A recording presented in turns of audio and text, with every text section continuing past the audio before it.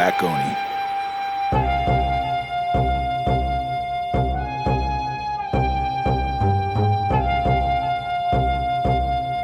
You're now listening to the Black Oni podcast.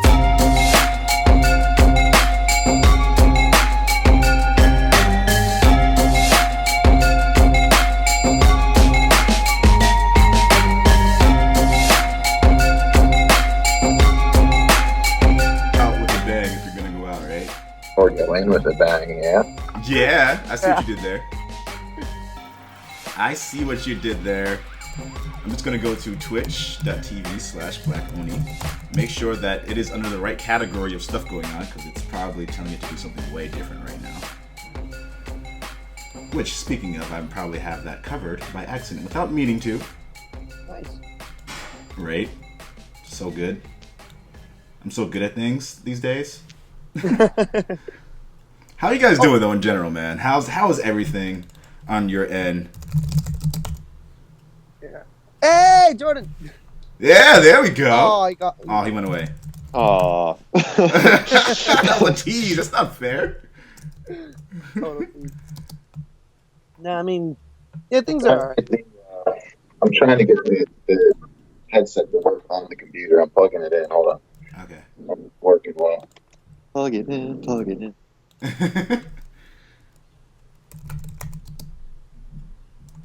Gaming talk shows. Okay. Can you guys hear me better? Yeah. Oh, way better, dude. Okay, now I got you guys. Now tell me if the video works and you can see my shirt, because I love this shirt. I think it's Spinning. about to work. Yeah, look at that. I like it. I eat noobs for breakfast, motherfucker. Hey, where's the headband, dude? You gotta put the headband on. Yeah, it's gonna be tough to put it on with this. That's all right. Start the podcast. I'll be back. I'll put it on and then put these on. I'll look retarded, but that's okay. That's who I am. So I wanted to put on the Raptor mask that I don't have. Damn it. You guys. Wait, I'm just like adjusting you guys on my screen so that it's kind of weird, because the way that it's set up on Mac, you can't just like, the people watching the podcast on stream right now can probably see me like playing around with some settings, and it looks ridiculous. Wait, like a point of view through the computer? Well, kind of. Wow. I'm just gonna leave it at that and just figure it out the rest of it later, because we just got to get on with the podcast. I'll figure out logistics at a different time. I'm gonna send out a blast to everyone, letting them know that we are live And not 5. this is gonna look. I can't hear you guys, but I know you can hear me. This is gonna look absolutely ridiculous. Oh, I'm so looking forward to it. What's that? By the way, I'm not going to be able to concentrate because David's wearing a Fallout shirt. So That's just a heads all up. I just thought it was And appropriate. he's like in the middle, so I'm just like. It's amazing. All right. So good. All right, I'm back. I am back. Oh, I don't see you. You say you're back, but you're not really back. Oh wait, I'm there. back. Oh yeah. Oh! Yes. Oh, now we can officially start. Now we can do this. I hope you guys at home are as excited as we are to be getting our teeth synced into this next podcast. The podcast is titled My boobies. I may have jumped the gun. Sorry. Such E3. Many announce. Wow. Is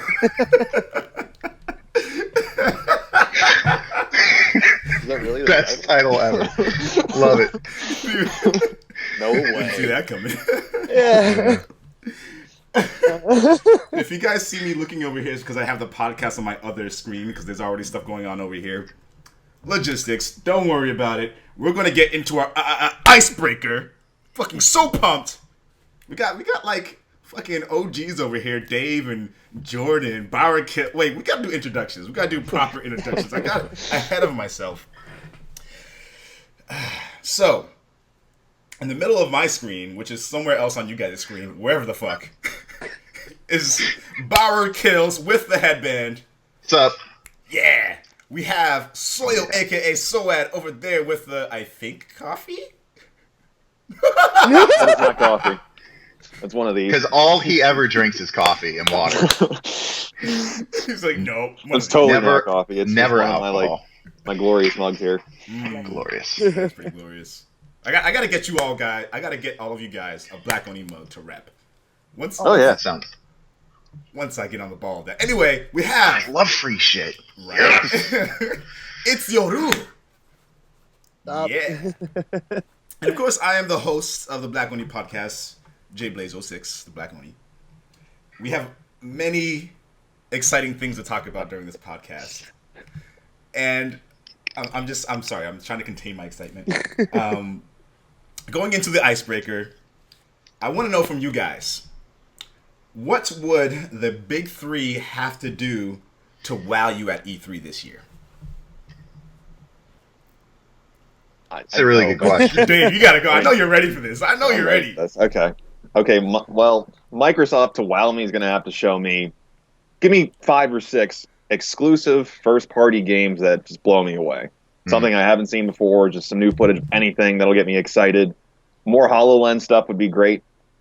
And whatever they're doing with Oculus Rift as well. That's how Microsoft could wow me. Sony, they know what to do. I need to see my other first-party exclusives. I need to see what you're doing with Project Morpheus, and how much it's going to cost, and give me a release day. That would wow me. Mm-hmm. And a few other games like Uncharted, and of course your other staples. And I'll say it, Nintendo's not going to wow me because they're not even going to fucking be there. They're gonna be there for like a little bit from what I heard, and very minute presence. They're not even having a conference, I don't think, like a major presentation.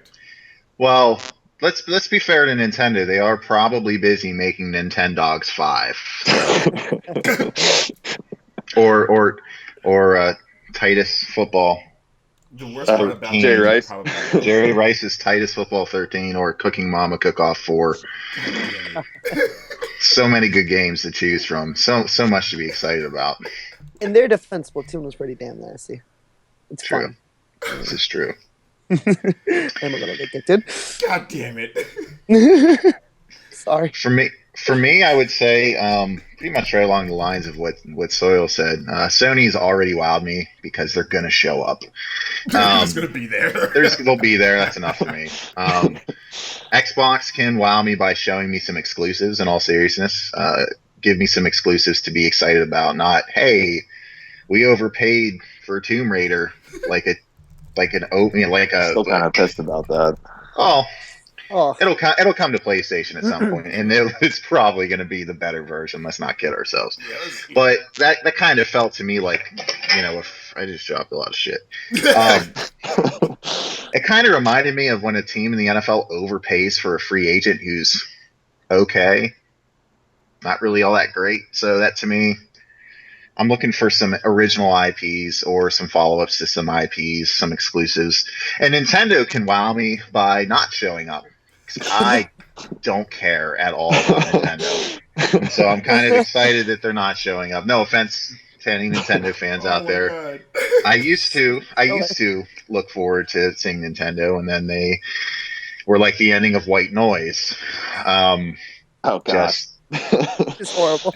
That's all I have to say. I mean, if you've never seen White Noise, it's like really solid for the first 90 minutes, and then the last 5 minutes, they literally drop a turd on your chest. With it was Michael Metaphorically. Keaton, right? Yeah. Metaphorically. Yeah, that's right. So it's kind of like Nintendo's history. They're awesome for so long until just the end, just a little bit there at the end was so bad that it just takes everything away almost. So I'm glad they're not showing up. So I'm already wowed by Nintendo on that front. Okay. So maybe kind of a cop out to some of those questions, but that's me. I'm kind of a dick. So so that's my answer to the question. What about you guys? Well, my expectations are always, I always shoot for the sky just so that way if I'm, if some craziness does happen in there, I'm at least surprised. Sony honestly just, I don't know, man. I want more exclusives, man. I mean, like their machine is just so strong. I need more exclusives just on that end, just not graphics wise, but I mean just output, just I don't know, man. This question's so hard to answer. Well, for me, because you guys mostly covered all bases, but for Sony, I mean, they're always gonna knock it out of the park. I mean, I feel like this is their triumphant reign. So it's he gone. Maybe. I'm here. He's still something happened. Sorry, I accidentally hit a button because I'm dumb. So we're good. And then Microsoft. They have an uphill battle and a half. I mean, what's going to happen? What's their future? What's going to happen with the Expo? You know what I mean? I don't see it going anywhere. I mean, hopefully I'll eat my words, but I can't see anything happening with it. What if they doubled down from 2 years ago and instead of just mostly talking about TV, all they talked about was TV? That What would lose. the likelihood what would of that people happening? They lose half their is fan literally base in a like day. 2%.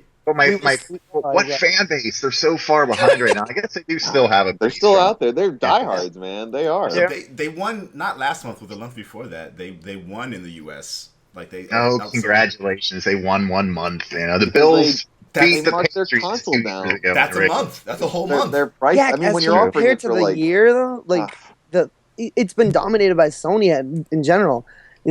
I mean, 1 month, yeah, that's crazy. Just because everyone's done buying PS4s because we already have PS4s. You know what I'm saying? And then they're buying all of the exclusive PlayStation games like Bloodborne and playing them. You know. Yeah, but I will say this: I think Microsoft rather has done a pretty good job of like dropping price and like trying to do some different things. I think they've gone a little bit too far with it. Like, you know, They're desperate. They're really desperate. Like, buy one game, get 3 free. It's like, I don't even want these, but all right, thank you. I think it's almost like I feel like they're trying to con me at this point because they've done so many different things that I'm just kind of like, you're kind of shady. But getting a 4 little bit games for the shady price at of this 1. point. Like, you know, slow and steady wins the race, man. You know, don't have to get your Kinect. What they got rid of the Kinect within a year. They were like, oh, fuck the Kinect. And then when that didn't work, they're like, fuck it. We'll throw a free game in there if you buy a game with the system. It's like, I get it. Just buy it. Just buy it. Buy. It's like Dwight from The Office where he's talking to Michael Scott. He's just like, buy Xbox. buy. I'm like, I get it. You guys, I get it. Thank you for shoving your, unsolicited Xbox penis down our throats, but we're good, you know. That was wonderful. Flavor. I might title the podcast. I think that would probably get some views. I think that would probably. That would get something. You're gonna show up on X videos. Hey man, you gotta spread the marketing somewhere. No, that's not the reason I thought I would be on X videos, but all right. You target audience. He just sees the title, clicks on it. He's there, pants down, but then he ends up listening to the whole podcast with his pants down for 45 minutes, agreeing with us. It's like, yeah, these guys are actually. These guys are talking about. Starts commenting. He makes an account just to comment. So, I think for Sony Tobawas, I've been hearing some murmurs about them not having as many exclusive games for 2015 as they would hope and we would hope. So the thing that would wow me from Sony is, again, what you guys said. I definitely agree with that. If we see some more Morpheus details, some of the logistics on pricing and availability, et cetera, that would be interesting to see. Depending on what they say, I might be wowed or pissed off. And maybe I want to see some surprises for 2015. I want to see if they have something that's like, hey, by the way, Fallout, for example, is going to be exclusive to PS4 for the end of this year. Like I don't like that though. I'm not saying I'm liking it, but I'm saying that would blow me away because I'm not expecting that at all. See, okay, I have to ask you guys something. I saw this on another, I think on a Reddit messaging board. It's like, do we even like being surprised anymore? Like, everything's leaked, everything's brought out early. We're always, I know this is going to be there because, this rumor got leaked through this by my boy, third cousin from, like my a game reporter or whatever. And then it's like pictures of like the move and stuff. It's like, are we surprised? It's a good question, Chris. Yeah, I haven't even really thought about that. That's it's like blew my mind out of the back of my skull. Do we like being surprised Well, anymore? let's save that question because actually that is in our hot topics at the later. It's a good one, Chris. That's a good one. So we'll think about that, but that is going to be one of the questions that's actually in there, which is has the leaks or I wrote that wrong. Have the leaks? We ruined just E3? leaked part of the podcast, dude. Mind blown. So meta. We're part of the problem. That's so meta. Oh my god, I can't. Oh boy, I can't right now. Just went editing one. software. Take it out later. For Microsoft, for me to wow me, they need to show off some. There's already some stuff in the podcast talking about what they won't have at E3, and they were talking about like, oh, we're going to have our biggest E3 conference yet. They better have some crazy things to show us, like games we just haven't heard of. Usher's gonna come out dancing. Yeah, like that's going to be the thing that wows me from Microsoft. Like things that not only did I not expect, but like haven't been talked about at all. Like a Gears of War remaster has been like talked about for ages, so that's not going to wow me. I'm still going to buy it. Wow me anyway. I'm still going to buy it because I didn't play the other Gears of War games, but like that's not going to wow me. Mm-hmm. Very predictable. Yeah. Yeah. I think predictability is becoming an issue. Yeah. Seriously, it is. It's like everyone. It's bad. Yeah. It's the exception of a complete and total lack of Skyrim remastered. Where's that? I'm not even kidding. Where is just that? Got Elder Scrolls. Elder Scrolls Online. That's what it is. Come on. I still play Skyrim. I was playing the Dragonborn expansion the other day, and it was phenomenal. But you know, we get all these other remasters. Darksiders 2 remastered. How many people? Let's be honest. How many people cared about that? Not many. Hey, Devil May Cry 4 came out in 2008. We're gonna charge you $60 for it, but get it. Is it actually going to be $60? I think so. It's either. If it is, that's going to be bullshit. It's at least 50. It's at least 50. It's probably 50. I thought it was 60. Because the Ratchet Clank remake that they're making, which by the way, not only looks incredible, but they built it from the ground up. Essentially, they remade the game. They didn't remaster it. They remade it. That's why I like remakes versus remasters. Because I've been wondering, and that's going to be $40. Oh Pretty shit! awesome. What? So they're adding content into it. They're adding weapons. They're adding story elements. They built the entire thing back up from the ground up and added new gameplay mechanics. And it's going to be $40. Get the fuck out of here, man. That's how it should be done. That's why remaking November 4th, 2002 is when the first Ratchet and Clank came out. That's 13 years later. Damn. That's more than enough time for a remaster, let alone from the ground up. Yeah, makes sense. Agreed. Yeah, just like the Final Fantasy X remaster. I mean, they did such a good job with it. God. And of course, by the way, I bought it on both Vita and PS3, so $80. And then they released it on PS4 saying the original soundtrack. Sons of bitches. But leave that to Square Enix, bro. And I'll tell you what, that game's from 2001, and the way that they remastered it was, in my opinion, the benchmark for how it should be done. But I just feel like, you know, they're remastering every game instead of making things backwards compatible. They're like, we'll just charge full price for the same game and call it remastered. Like, even with current gen games like Shadow of Mordor, there's a Game of the Year edition. It's been 8 months. But there are some new runes and challenge rooms. DLC, dude. No, it's getting shameless. I mean, it's been shameless for a while. It has. It absolutely has. It's one of the problems with the industry. It's like they're sponging us out for every last dollar that we have, and people all those buy dollars it. we don't have. I'm still trying to get games. Yeah, right. What have you? Speaking of, what have you guys been playing? Jordan, you just mentioned you were playing some Skyrim, but what other games have you been playing, and what can you recommend to folks? I'm trying not to sound too douchey, like being the guy that's like, gotta play The Witcher.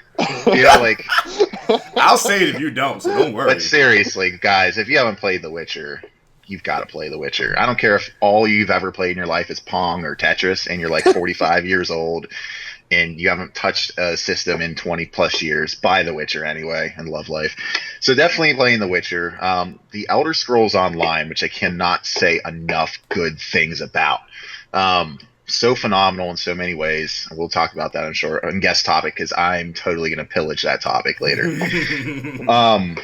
I've been playing Skyrim because I'm an Elder Scrolls addict. I've been playing Fallout New Vegas. because multiple trips through the DLC isn't enough. There's always new, different endings, different things to do, choice being reflected, things like that. So I've been playing that. And outside of that, there's a lot of other games I should be playing, but I'm not, like Dying Light, which is pretty much I've only played 10 hours of. That's sitting there. Final Fantasy Type 0 I am playing. It's excellent. Play Dying Light again. It's so good. Oh god, yeah. Type 0 is so good. I can't talk about it though because I will ejaculate on camera. But it is very good. Very good. The jizz or the game? The both. The both. I'll take your word on it. The both. The both. That's pretty much for now. Pretty much between The Witcher and Elder Scrolls Online and Skyrim, I'd say mostly. Mm-hmm. Yep. Good shit. I would agree. The only complaint I have about Elder Scrolls, it's not really a complaint. It's just an observation. It's just an artifact of being an MMO. It basically is like a slightly up-res version of Skyrim. So like in terms of visually, that doesn't necessarily mean it's a bad thing because it is a giant open online world. Huge game world. Yeah. But I've been spoiled by The Witcher, so I'm just like, oh man. But that's okay because the gameplay, the lore, the story, the voice acting, all that is very sound. I've been playing that. I just got it yesterday and got a chance to play it a little while. I've obviously been playing The Witcher 3 because if you're not playing that game, you're doing it wrong. You're just doing everything wrong. Life. Your whole life. I've been playing Ultra Street Fighter 4. I've been having an absolute blast with it. I got my ass handed to me online. Oh my god. You're such an addict. Dude. You are a Street Fighter 4 addict. If you could melt it into a spoon and inject it into your body, you'd do it. I would find many ways to inject it in my body. I would, yeah. Everyone's face That's exactly what you think I said. Just thinking enema. I mean, sometimes you just gotta, clean everything out. Yeah. You just gotta. It is Street Fighter 4. It's a solid game. So many epic battles back in the day, Dude, absolutely. I'm very, very, very, very, very excited for Street Fighter 5. There has been verified, confirmed that it is only ever going to be on PlayStation. It is not going to be ported to Xbox and PC. It's not going to be, Ultra Street Fighter 5 on Xbox, only PlayStation. I think that's very interesting. It's a game changer, literally. Do we know why? Yeah. Because Sony paid for it. Sony funded it because they weren't going to make a Street Fighter 5. And Sony was like, hey, oh my god, what the fuck really? are you doing? Make Street Fighter 5. And then Capcom's like, okay, I'm sorry. Yeah. Oh, but they couldn't do that for Mega. Oh my god, man. It wouldn't make sense to do it for Xbox, considering the fan base and considering the costs versus who would actually buy it on Xbox. Because you got to take your Xbox audience, and then you have to take your fighter audience subset of that audience, which I don't think on Xbox is very high because they've had Killer Instinct. Killer Instinct. I mean, Mortal Kombat. They got Mortal Kombat on Mortal there. Kombat. That's true. Oh, that's another game. Yeah, but I mean, if you're playing it on the next gen console and you're going for a better engine on just for a console wise, you're going to be on PS4 anyway. So you can kind of safe to assume that Mortal Kombat fighters will be more prone to buy Street Fighter 5. I'm considering getting a fight stick, but I don't know. Those things are expensive. They're expensive as fuck. Holy They're like balls. $150, dude. I'm like, what? Dude. They are the definition of the word unnecessary.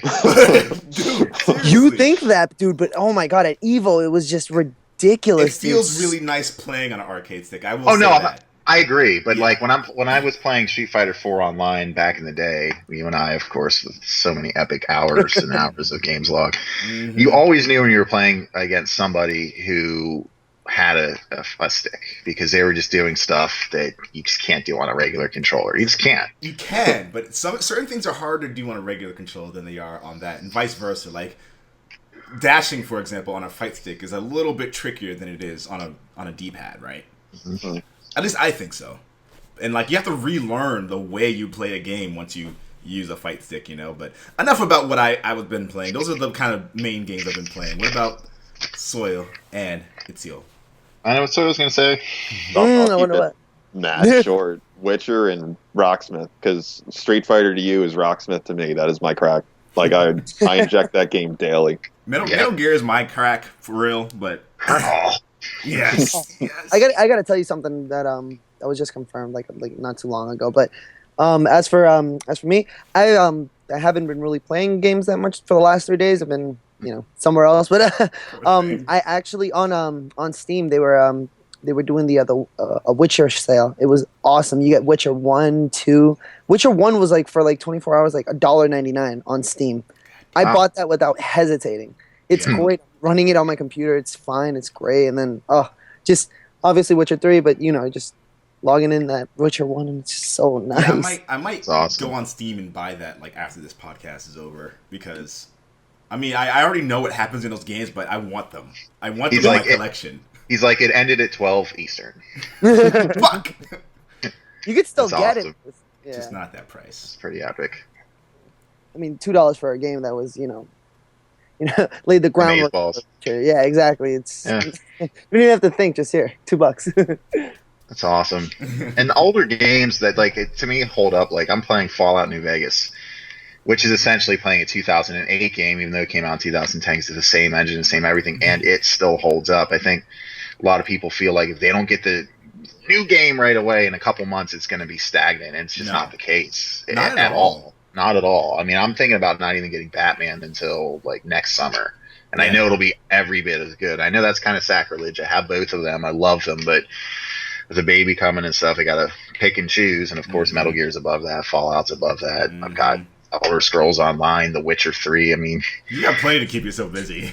I'm so good. I'm so good. But I think that's awesome, man. I think that's a good, that's a really good set of games to be playing as Witcher 1 and 2. It's Fubbic. And you made a really, really interesting point about like how games aren't going to be, stagnant, or they're not going to be any less relevant. I mean, they'll be, I guess, a little less current. But, right. Some of my biggest streams have been Dragon Age Inquisition, and that was literally like a month and a half, 2 months ago. I had like 75 people in the stream. The game came out last October? November or October. Yeah. So it's like... Like that, yeah. It's all relative to what they want to see, you know what I mean? Yeah. And they have the option of not going onto your stream, or they do, and people chose to because shit. Well, Will's, a great guy, so there's that. Yeah. You are fucking hilarious online. I'm listening. Thanks. Stop blushing! God! I was getting murdered death by people on Street Fighter. There was some asshole who came in the room, excuse my French, and he was using Akuma. You're a dick. He's a fucking dick. He came in the room with Akuma and was like literally just jumping backwards, doing the air Hadouken the entire time. He joined my room 3 times. I kicked him one of the times, and then I started an endless battle. He joined that. I'm like, dude, what the fuck are you doing? No one wants to play, you dumbass. I remember that. Akuma bullshit. I'm angry 7 years later, by the way.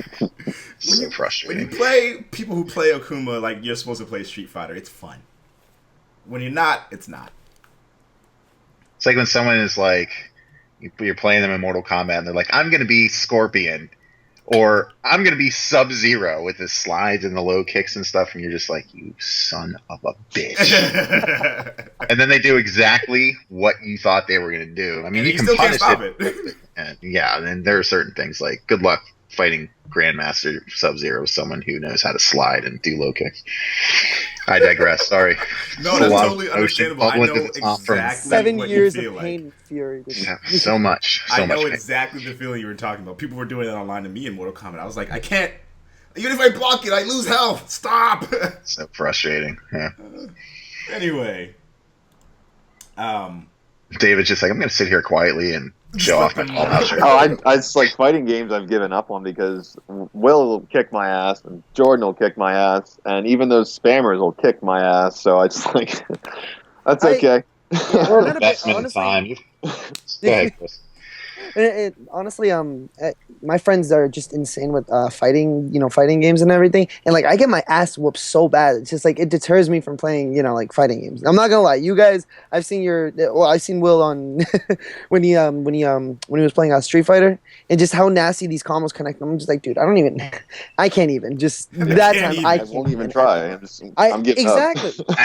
up. The good thing about Street Fighter is it's not as combo reliant, but it is pretty technical, so that's kind of there's more strategy in Street Fighter. And don't get me wrong, there's strategy in Mortal Kombat, and I love Mortal Kombat. It's my favorite fighting franchise ever. Yeah. And Street Fighter's like right behind it, but Street Fighter's definitely more strategic. You can like dash cancel and, EX cancel and cancel in and out of supers and things like that, which just makes it so much more intuitive for people that want to put that time in, but it's still accessible, for the person who wants to just drop in and like throw a few kicks and punches and then go about their day. It's just such an all around awesome game, or franchise. Time in and time out, they do a great job. But I get frustrated now with fighters too, because I'm getting a little bit older. I'm going to be 30 in March, and, I honestly can tell, for whatever reason, that I'm getting a little bit worse, especially with first-person shooters and fighters. I can just tell I'm just a split second, worse than I used to be, and it's so frustrating. It's so frustrating, and it makes it harder to defend against the people, that are spammers, like Akuma people and stuff like that. It's already difficult, but... That's one of the things I wonder, though. Is that necessarily because of age, or is that because we haven't been putting as much time into it as we used to? I think I don't know. I think it might be a little bit of both. Yeah. I know it's like I'm playing football. Like I'm 30, I'm losing a step. I don't think I don't think it's as applicable to games, but I do feel like my reflexes are just a hair. Like not like, oh my god, I'm like 75-year-old man playing or anything, but I still feel occasionally like, if I was 21 years old, I could have definitely like landed that shot or killed that guy quicker, or pulled the trigger faster, and landed that combo. That's how I feel. I might just be incorrect, because let's be honest, I'm wrong about 95% of what I talk about. But I do feel like this might be in that top 5%. We shall see. We shall see. Anywho. Getting older, like a bunch of games that... I'll agree. Wait, what was that? Getting older, I'll agree. I'll tip my hat to that. So, yeah. Yes, yeah. Dude, you bench 265. Shut up. No, but you still lose your reaction time. Like when you said missing that one shot, I immediately flash back to SOCOM, and I'm thinking, I don't know if I could do some of that shit I used to do. What a good game, Blood Lake. Dude, I'm hoping to get an interview with the guys at who made H-Hour. H-Hour? H-Hour, yeah. Dude, I would watch that repeat all day. Yeah.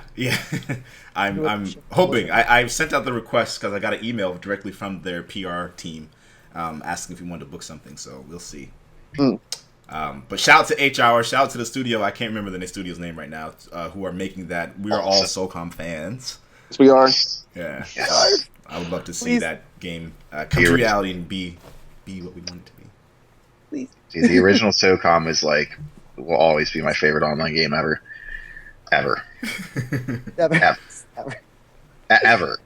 For anyone out there, I'm saying ever. Oh my god. We have a bunch of games that have come out between now and the last podcast that we had. And I want to apologize to you guys at home who are watching the stream, but also who are listening on iTunes or YouTube. I've been away a lot for work reasons, for I can't use the word right now. Sexual. God damn it. Conventions. Comic convention. I was away for that. I was away for... what we're calling them these days. A staff retreat. This is why we can't have nice things. Exactly. The exact reason. I'm looking down the list to see if there are any standout things. Witcher. Well, yeah, The Witcher. I know it's on there. The Witcher 3 is on there. I remember I scrolled through the list and I saw it and I was like, okay, that's it. That's all that matters. I don't know if the viewers have heard of it, but in case you've never heard of the game, it's called The Witcher 3. Play it. It's really good. Buy 2 copies, play one, and then inject the other one. Like, crush it, melt it down, and then inject it into your veins so that you always have Witcher with you. And then you can get home and play it. Wow. Oh, story. Always have it with you. Oh, here we go. The Incredible Adventures of Van Helsing 3. Sounds like it's got a lot of promise. So much. So much promise. We have Badland Game of the Year edition. I played that. That's pretty fun.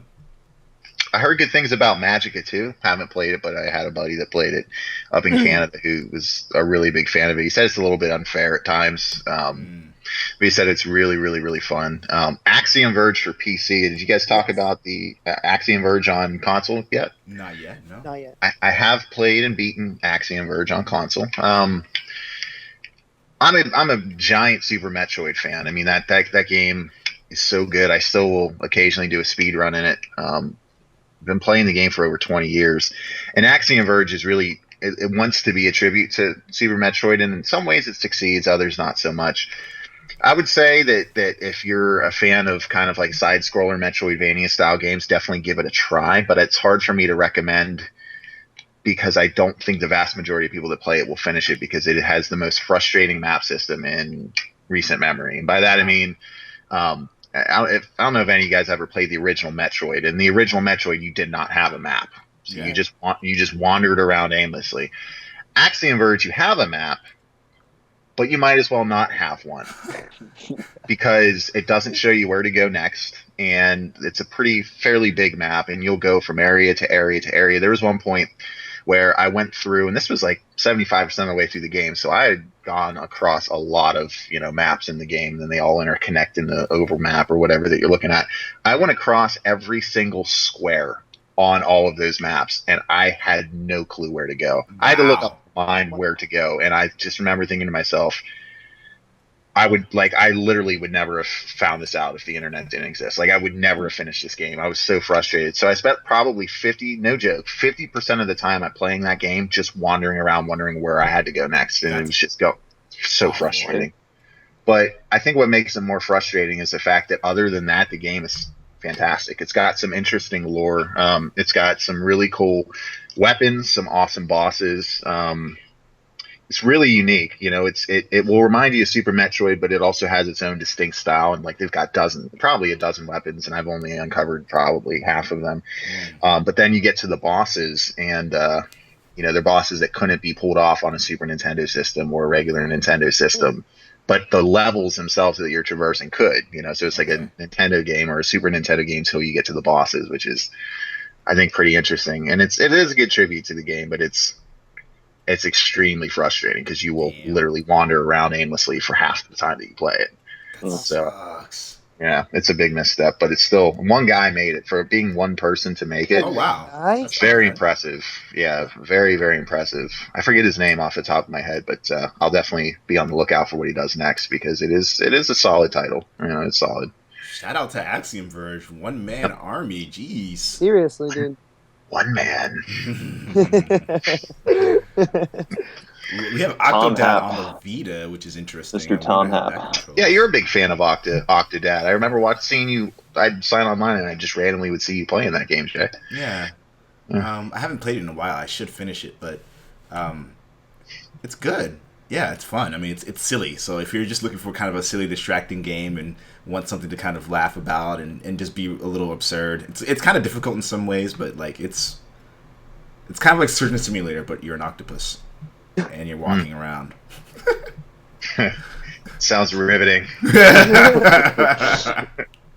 I played Surgeon Simulator. That game is ridiculous. It is ridiculous. Nothing wrong with that. I mean, you think about how Animal Crossing got started. All right, you're going to be in a town full of animals, and you're going to live your life. It's kind of like that game was epic. I love that game. It's so good. Splatoon. I actually haven't heard much about Splatoon, but I would love to play it because that's something that. What? It's fun. Oh, so you played it? I have it. Tell us about it, Chris. No, dude, no. All right. Honestly, no shame. I mean, no, you should. I want that game. No shame at all, man. No, my sister doesn't game at all. She hates anything to do with gaming for some odd reason. But then she tells, she's still she pretty much saw the commercial on TV, and I didn't, for the life of me, didn't see it at all. I was like, what are you talking about? And then she showed me online, and I was like, oh my god, this is great. And she's just like, yeah, I want to get it. Do you think I should get it? I'm like, I'll get it. I'll get it so you play it. And then she ended up not liking it. I ended up liking it. Oh my god, it's so great. It is so much fun. There's no party chat.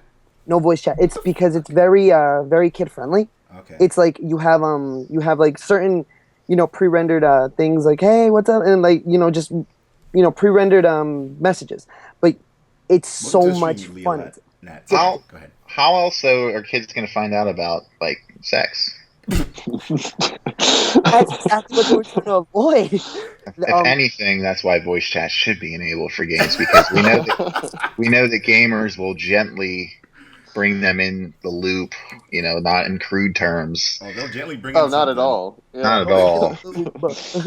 No, but I mean, IGN wrote up an article saying that Splatoon was a great game, but it was missing a party chat system, and I was like, no, it's not. It's catered to younger kids for Nintendo, and I was realizing, I was just like, holy shit! If they added a voice system, the amount of trolls would be on that game would be ridiculous. It would be. It would be worth it.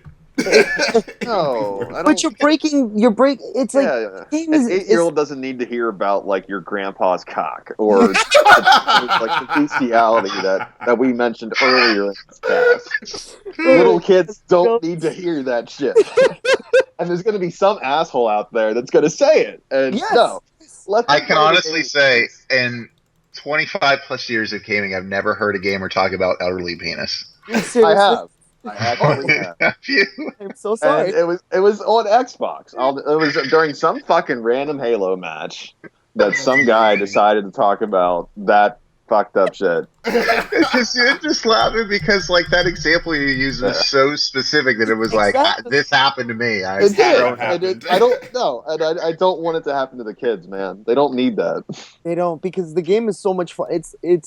It's fun. It's very addicting for some odd reason. I don't know why I'm playing that game. Like, I mean, I like I said, I've been playing it a little bit here and there, but like for the most part, it was great. Like, I should have said I was playing Splatoon as well, but a little shameful. But I'm not. Dude, I love it, dude. It was great. look, man, I'll tell you two things about me so that you never have to feel shame again.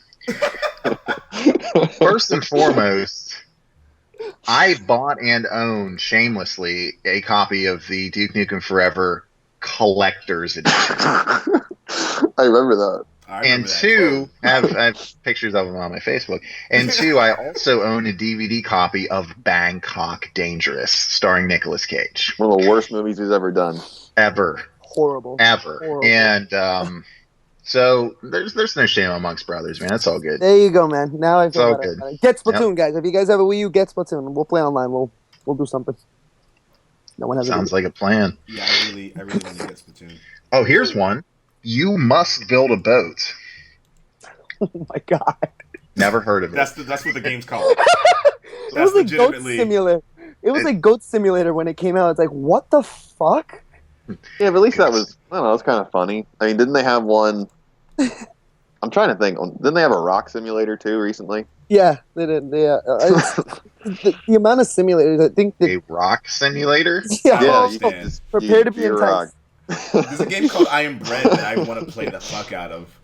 That looks like a lot of fun. You're basically a piece of bread who popped out of the toast. Well, you're trying to go to the toaster. You're on one side of the room and you have to control the bread, but you control like all four corners of it. But you can't be on the floor too much because you'll get dirty. I don't know. So you're pretty much playing a side scroller suicide game. It's like Katamari Damacy, but like opposite. I would get it just so I could butter my own bread. That's what I would do. Oh, great. Oh, yeah. Jordan, this is what gaming is now. Jordan is like this. Sounds like that time Dave and I went to, this was many years ago, way before I stopped going to Can we talk GameStop. about this? Yeah, when we went in and looked at the Wii wall at GameStop, and the guy came over, and I was just laughing so hard, and I just couldn't. I was helium laughing. I couldn't even talk to him. And it's been over 5 years since I've been in a GameStop store, for good reasons. Oh yeah. And he came over and was like trying to sell us stuff, and I was just like, "Hi!" I was just like, I couldn't stop. I mean, like, The guy I can't believe some of these games exist, man. Oh yeah, no, absolutely. Not that they can't be good. I mean, some of the off the wall games are really cool, like Octodad, you said, and Animal Crossing was really off. But I mean, that sounds even considering. The look on, oh my god, the look of disappointment for everyone on iTunes. Oh my god, Jordan's face was just priceless. I'm gonna make that into a meme. I'm just gonna start adding random fucking subtitles to it. Dude, I might support that. Yeah, seriously, I might support that. I'm gonna start whenever someone just disappoints me. I'm just gonna put Jordan's face out there with the title. It's definitely hard hearing that game exists. Wow. I'm exhausted, man. I feel like I just ran a marathon. What else is on here? Operation Abyss, New Tokyo Legacy. I don't know what that is, but Lego Jurassic World. Yes. Legit. Yeah, I want to play it. I will hope there's a demo so I can play it and see what it's like, because that'd make me very happy. I saw some gameplay to Not a Hero as well. Not a Hero. Yeah, it's a side scroller, over the top, just you can play as various characters. You play as characters who are not heroes.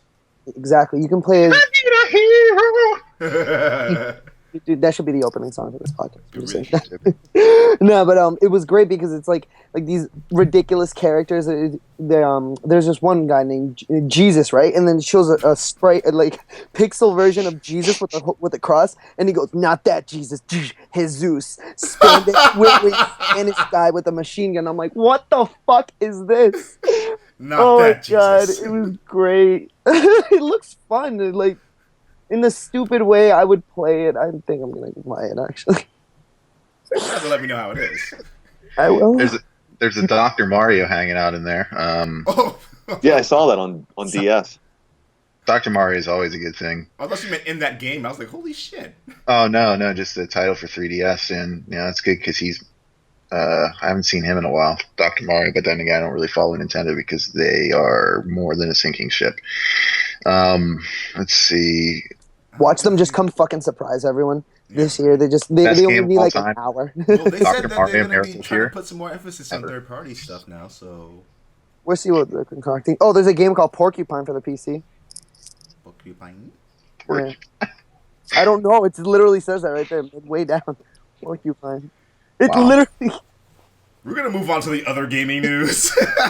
By the way, Elder Scrolls Online is on there, but we'll talk about that later, because I will foam at the mouth. So, gaming news. So. Driveclub PlayStation Plus Edition. Finally on its way, apparently. Sure it is. I put that on there because I'm still a big fan. And I still if want it. If they do come out for free, I hope you guys can at least try it and see it, because it is one of the prettiest racing games I've ever played. Mm-hmm. But yeah, it's how long has it been? Has it been a year yet? Yeah. Okay. Do you still play it? Oh yeah. That's what I actually get good use out of the USB music player. Just so I'll put on my own tunes and I'll just race for hours. I love that game. Nice. I think I wanted to get that game, and I wanted to get it with the intention of either getting it on launch day or waiting until the PlayStation Plus edition, which never came, and then buying it from there. So since it didn't come to PlayStation Plus at all, like they said they would. It's coming. They say that. They said that the first time. Stop it, Jordan. Since they said that, I'm like, you know what? I wanted to support you guys, and whatever the fuck happened in between releasing the game happened. Whatever. So now I'm just like... He's dying. I wanted that game so bad. Sorry. We're talking about it finally coming to PlayStation Plus, and you're like, and then I waited for it to come to PlayStation Plus, and it never happened. So I never bought it. I never bought it. And that just goes back to my statement of sure it is. Sure it's coming. Do they have a date for it? Do they have an actual release date? Or? Let me click on it again. No. Soon. Of course not. Yeah. It's gonna show up. And this is one of the things that Dave put in the in an email chain for news roundup stuff. So this is one of the things I added in there because this is around the time when Assassin's Creed Unity came out, just completely broken. Master Chief Collection came out, completely broken. Driveclub came out, completely broken. And I'm wondering if they chose not to release the PlayStation Plus edition because Crying. they had exactly to right. recoup whatever loss they accrued from the failed launch. They weren't going to put out if something broken. they think that the extra load would actually fuck up their servers. That too. It's a lot. It's various factors. You know, we can't just be like, oh, it didn't come out because it's easy to pinpoint on one thing, but there could be multiple things. It could be anywhere from, you know, just there's still bugs online that they can't fix, and then they're just, you know, they have people on it, or I don't know. I'm just gonna say that's one racing game. That's one. Fucking Grand Theft Auto is a racing game and a shooter and a story and a fighting game and darts and card games and all this other shit. But when GTA 5 first launched, how long did the online take to work? Oh no, don't get me wrong. And It wasn't even available for the first 2 weeks. For like, and even after that, it was like a few more weeks for it to be up and running. And then It was when bad. it Yeah. was terrible. But when your game's like centrally focused on a lot of online shit and your online component doesn't work, then yeah, like you're not going to release the free version of the game just so that free version won't work either. Hopefully you'll It's fix just the a damn demo issues. or something. That's not to Speaking of excuse the issue. Yeah, speaking of GTA Online, even when they did get things fixed, well, do you want to spend another hour and a half trying to figure out how to do the tutorial of the first heist? Sure. You don't want to. Are you sure you don't want to go through 20 unnecessary steps to do something you should be able to do in one? What happened? I don't want to talk Fucking about it. great question. Yeah, we still don't know, and No neither idea. does Rockstar. So, something insanely hilarious happened as a result of playing GTA Online, though. I will say this. Jordan, Bar Kills, myself, and I'm going to give a shout out to another Dave, Murder in the Third. We played, I guess it was Top Gun mode, and there was only 3 of us playing. Those memories, though. Dude. So it starts off like, all right, there's 2 guys who go on a motorcycle and 2 people, or however many, 3, 4. There's jets versus motorcycles, and motorcycle people have to go to an objective, and they have to like fucking deliver a package or some dumb shit. I don't know. Something stupid and nonsensical. Yes. So we did that, and we were like, all right, was that supposed to be fun? He was like, wait for it. Now you gotta do the other turn. You gotta do the other team. You gotta tell him the background where this is like a staunch defender of everything GTA Online, and he was like, oh, you gotta come join the world again. It's been a while, because it was on PS4 now, not just PS3. Fun. So much It's fun. so much They better fixed than it was on a everything. PS3. Yeah. And literally, at this point, we had been playing for probably about an hour and 45 minutes, and just everything was going wrong. Everything was terrible. Like we tried to were get into a heist, only 2 of us can be at a heist setup mission at once. Then we And it finally got wasn't to a working. 3-1, and then like we couldn't get further because there was some other logistical bullshit that we needed to do before that. And then we were like, all right, we'll just do some missions. We'll do some missions. And so we're like, me and Jordan adamantly said, we told this dude, we want to do a co-op mission. He was like, all right, I got this. He puts us into a competitive deathmatch style mode. And Because you can't select co-op in the game. You have to go through a list. I'm like- And then if it's not there, refresh it. And if it's not there, then you're just stuck with competitive. Yeah, I'm like- Makes no sense, man. They did fix the mission. So if you do click on just like mission playlist, it'll put you in co-op stuff now. They fixed that. It only took 2 years. And so when we finally got there, we're like, this is not what we asked for. We drive right to the objective line, and we're like, yeah, okay. And so we did the first objective, and we're like, all right, that was easy because it was only him against the 2 of us. But he was in A jet. No, not Firing. yet. Not even that part yet. Fuck. Wait a minute. Yeah, he was in the Yeah. jet. He was in the jet the with first time. motorcycles. Yep. And we were riding our motorcycles, and then from a distance, we just see him crash. He was trying to hit us with, like, the thing is, it wasn't hard to hit anything with missiles. Like, It wasn't. it's So probably the easiest thing you could do.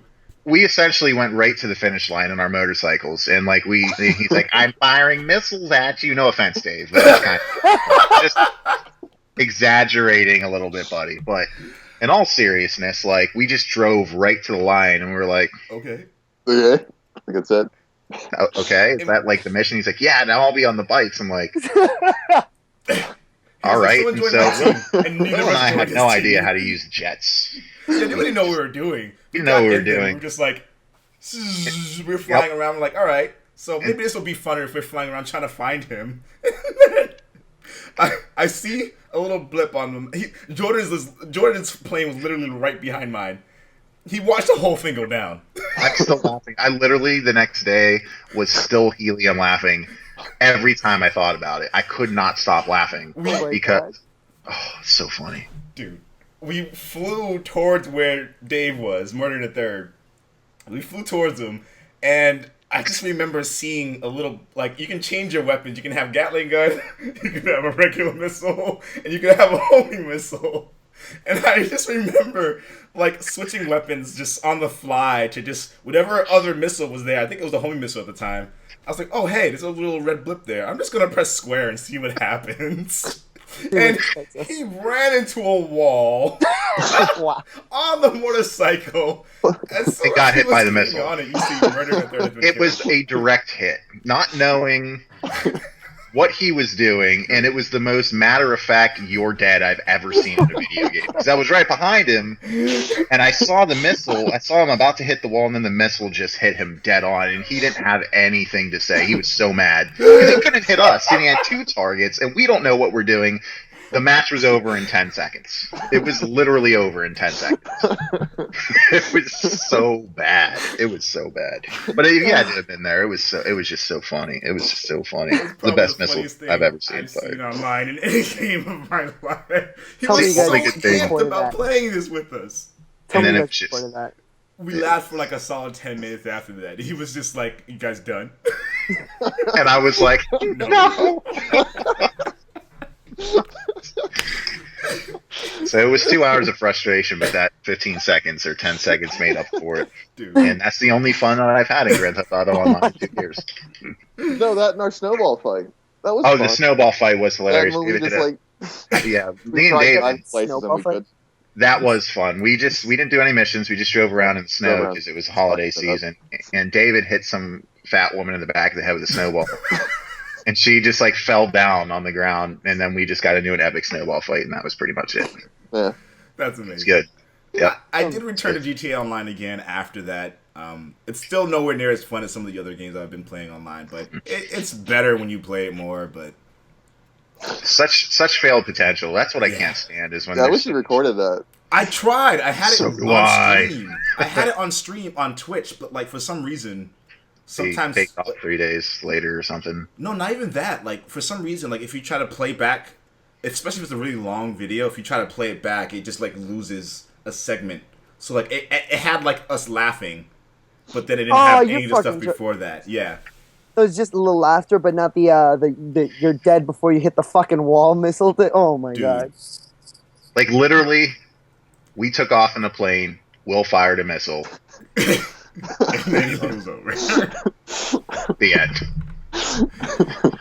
Such fun. Oh my god. Anyway, moving on. That was one of the funniest things I've ever seen in my life. Ever. So we don't know when Driveclub's coming for PlayStation Plus, but I still want to play it.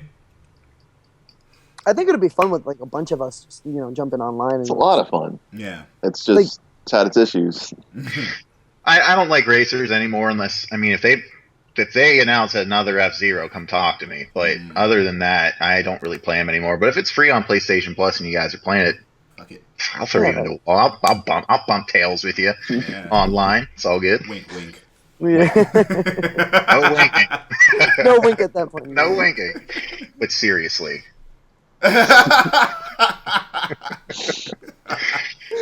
I miss Burnout for N64. Do you guys remember Burnout with what was it? No, San Francisco Club is what it was, not Burnout. Yeah, I was about to say Burnout was PS3. Burnout was I'm thinking of San Francisco Club. You're thinking and PS2, yeah. Maybe Rush. Yeah, you might be San Francisco Rush. That's Prison, it, dude. Yeah, San Francisco Rush. The secret level underneath with the loops and the stone and stuff. That game was awesome. That's probably the last time I played a racer real. I like Need for real. Speed, like when they did the Yes. Underground Station. in like Most Wanted. Those were really fucking cool. So the new Need for Speed that's coming out kind of has me interested. Oh, the action-based one, right? Is it action based? I don't know. I heard that they're doing a lot of. of things that fans have asked for. Like a lot of customization is going to come back again. That was the thing that like I gonna loved remind about you of Need for Speed. Underground. Underground was shit. Yeah. Did you guys see the movie? No. I did. I heard Was the it movie good? was actually solid. Not It great. wasn't that bad. It was actually better than some other horror movie I saw the same weekend. Oh, well. Yeah, it was. Yeah, it was all right. I mean, it wasn't great, but it was all right. I just can't wait to talk about Uwe Boll. We broke Uwe Boll, and it's the best feeling in I'm the so world. Oh, happy it is about so. that. Oh, I cannot. Okay. Wow. Yeah, all right, Rumored I'll leaked get- PlayStation Move 2 controller for Morpheus. Now, this ties into one of the things that we're going to talk about in the guest topic, but you know, it's a rumor. I think there were some spelling mistakes on one of the pamphlets that was shown, so that might just be like a fan made thing, or it could just been a mistake. So it's possible that this is fake. But would you guys be on board with like what they showed? From all the leaked pictures, it looks. I don't know. Maybe the kid in me is just kind of like, oh my god! Yeah. Google it here. There's no analog stick on it though. It's It looks weird. weird. Yeah. It It's looks weird. all just Yeah. I was expecting something more, and then it looks like a freaking kind of like a black nunchuck, and then it just with like two buttons on it. Yeah. Yes. It's kind of like the controller, but just like detached without the middle parts Yeah, and without all the face buttons on like one thing. it looks. I don't know why. I'm excited for it, and if this is real, Right. If this I don't is think real, Yeah. Because I don't know. I don't think so, because like I feel like it still needs a D-pad and it still needs an analog stick, at least one analog stick, right? Because if you're going like this and moving around, it's kind of Yeah, like how do you You're control bound to where pick your up body some goes? trouble. Yeah. you're bound to pick up some trouble. I don't know, man. Maybe they'll make you do that to walk Yeah, or something. Yeah, kind of like You know, the boxing thing. that'd be interesting. I think if this is accurate, they have a plan for it. I'm sure that they're on top of it. Which means like probably an exclusive for that with the PlayStation Move 2. Mm-hmm. I don't know. If it, like I said, if at all it's real, Yeah. this looks different. You know, I welcome difference. Yeah. Yeah. And that ties into the news about Certainly. Oculus Rift partnering with Microsoft to one, bundle an Xbox One controller with every Oculus Rift, but two, they have, which still to me makes no sense, but because they partnered with Microsoft, well, I'll get into that later.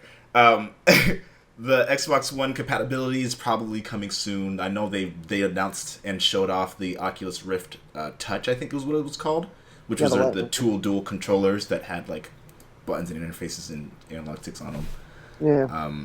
During that press conference, that guy was like, the Xbox One controller is the best way to interact with your media and with the Oculus Rift. It just is. I was like, Best reasoning ever. Well, it just is. I was Why like, is maybe that? that's a It's reason to just- keep drinking the it's- Kool-Aid. It's money. It's just money. That's Yeah, all. exactly. Just money, all it is. There's nothing else in that statement except Microsoft paid you to say that. Right. That's Oh, it. yeah. Right. Without a doubt. And You this could is tell. coming from someone who used to own an Xbox One, and coming from someone who still has an Xbox One. I like my system. Don't get me wrong, but the control, it's all a matter of preference. It's a matter of preference, but just that's an opinion statement in itself. When someone says, if I said the PlayStation 4 is the best controller ever to use on any console ever made, In a press it's still conference. a matter of preference. Yeah. It's just opinion. And Even he though said, it might he said be it true as for such a that. matter of fact thing. Anyway, Even though it might be true. Even though it could be a fact. It's an opinion. Still is. but are we going to see like a battle between the Morpheus and the Oculus Rift at this point, or do you think that there is going to be a full partnership with the Rift for Microsoft? Yeah, because Microsoft doesn't have the gamer base other than Farmville and Bejeweled people and Candy. Oh, right. You forgot one. Minecraft. Well, Yeah. Minecraft in itself is huge. That fan base, it doesn't matter what Yeah. age group, it's humongous. It is. True. I'll give him that. I don't That's care just- at all. But I don't see them just using the Oculus Rift just for Minecraft. I mean, that would limit it way too much, even though it does have a big fan base. I see a partnership. I mean, getting that out to a console, especially if they're. I mean, my guess is that they're just trying to figure out the details now, kind of like a contract negotiation, because they're bundling it with an Xbox One controller. It's already essentially a partnership in my mind. Yeah, they're pushing the Xbox One already. Now it's just there's a few T's and I's to be dotted. I think it's the right move. I think it's the right move for them. What will that do with the HoloLens, though? I mean, they already have the development of the HoloLens. That was supposed to be like their big. Yeah, they're big. They're big. Trump They're going to do a little bit of both. I think they can do a little both. Or join forces. Yeah. Kind of see where they can come in with a happy medium between both, and then just kind of say, "All right, this is the finished product here." It could be a nice marriage. We'll see. Yeah, could duct tape one to the other. With a black electrician tape, make it look nice. Duct tape. Duct tape. It looks And by like the way, I duct would tape, play a too. game called Duct Tape. I mean, we got bread. We got bread. Why can't I get a game where I'm going to roll of duct tape? I mean, that's what Katsumari Damacy is. You just duct tape with extra duct tape layers around it. Chris, I'm sorry to cut you off, brother. Go ahead. No. I was thinking the same thing. The duct tape roll just rolling around and just fixing shit. Everything. Broken bones, carburetors, refrigerators, all the years.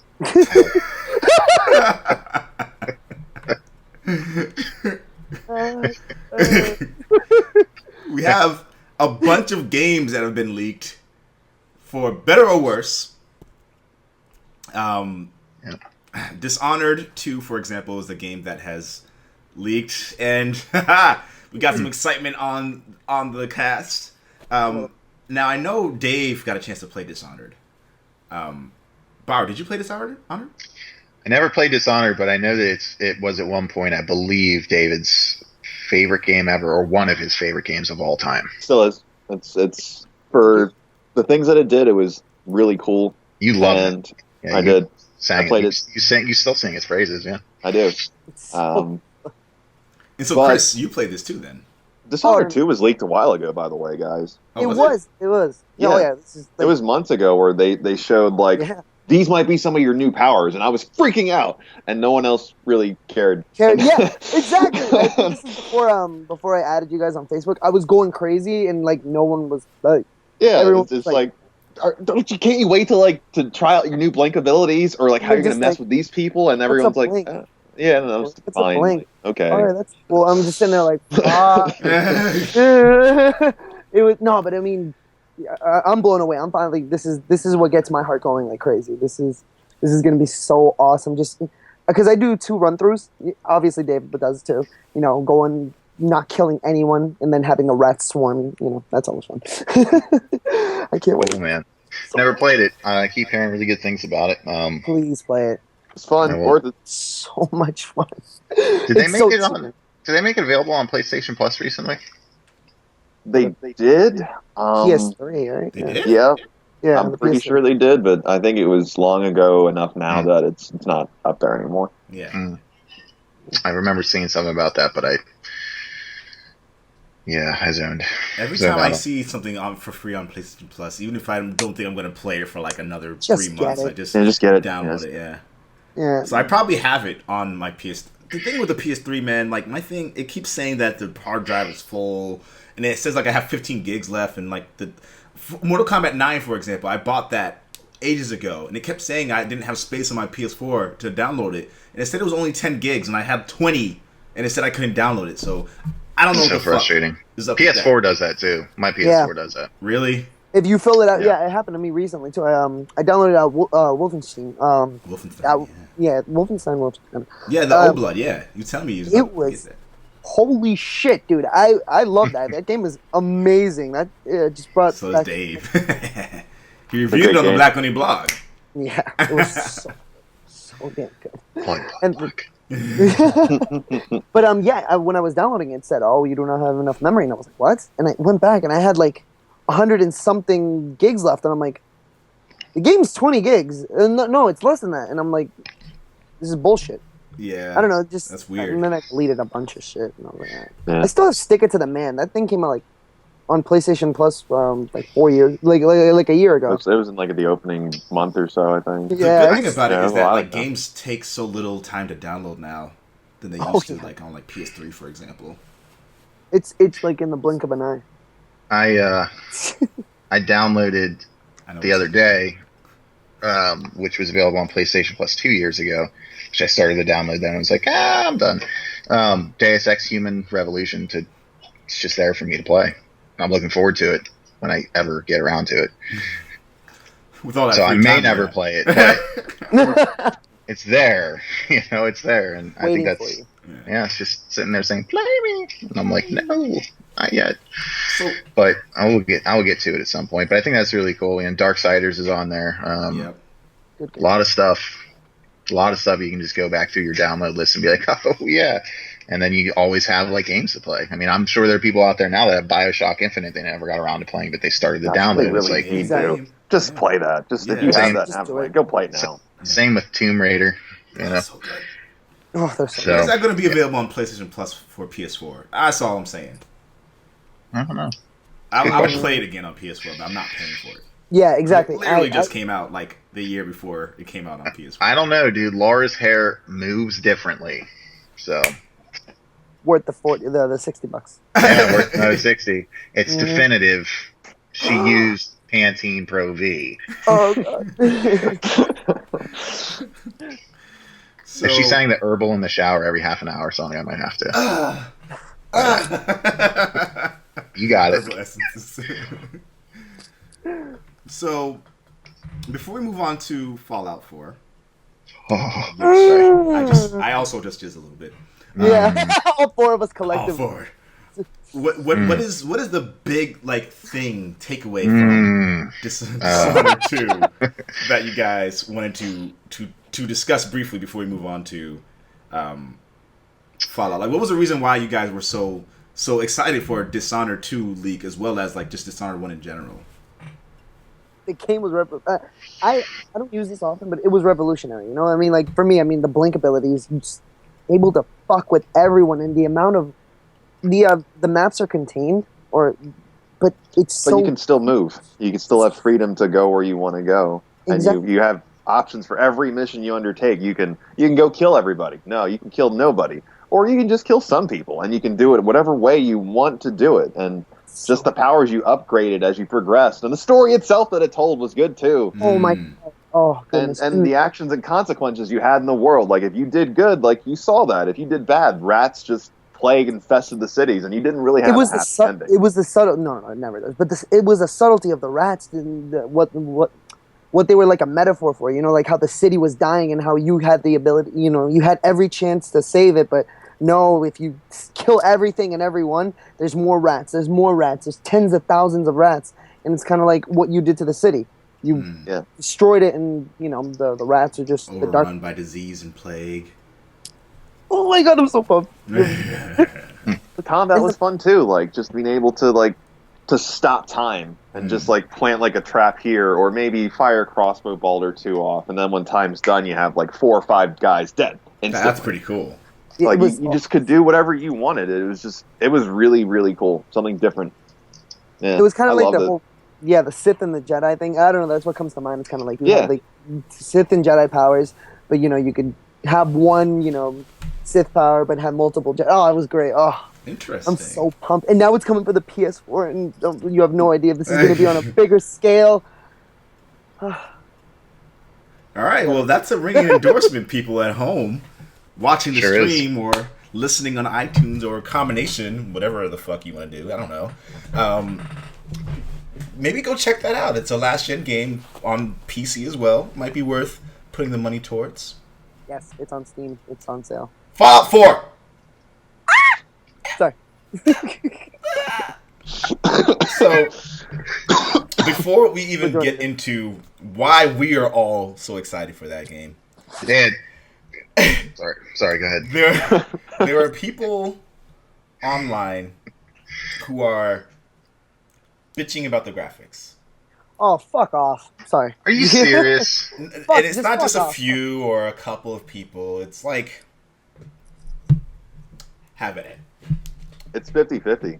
I remember that when I read that, I was like, really?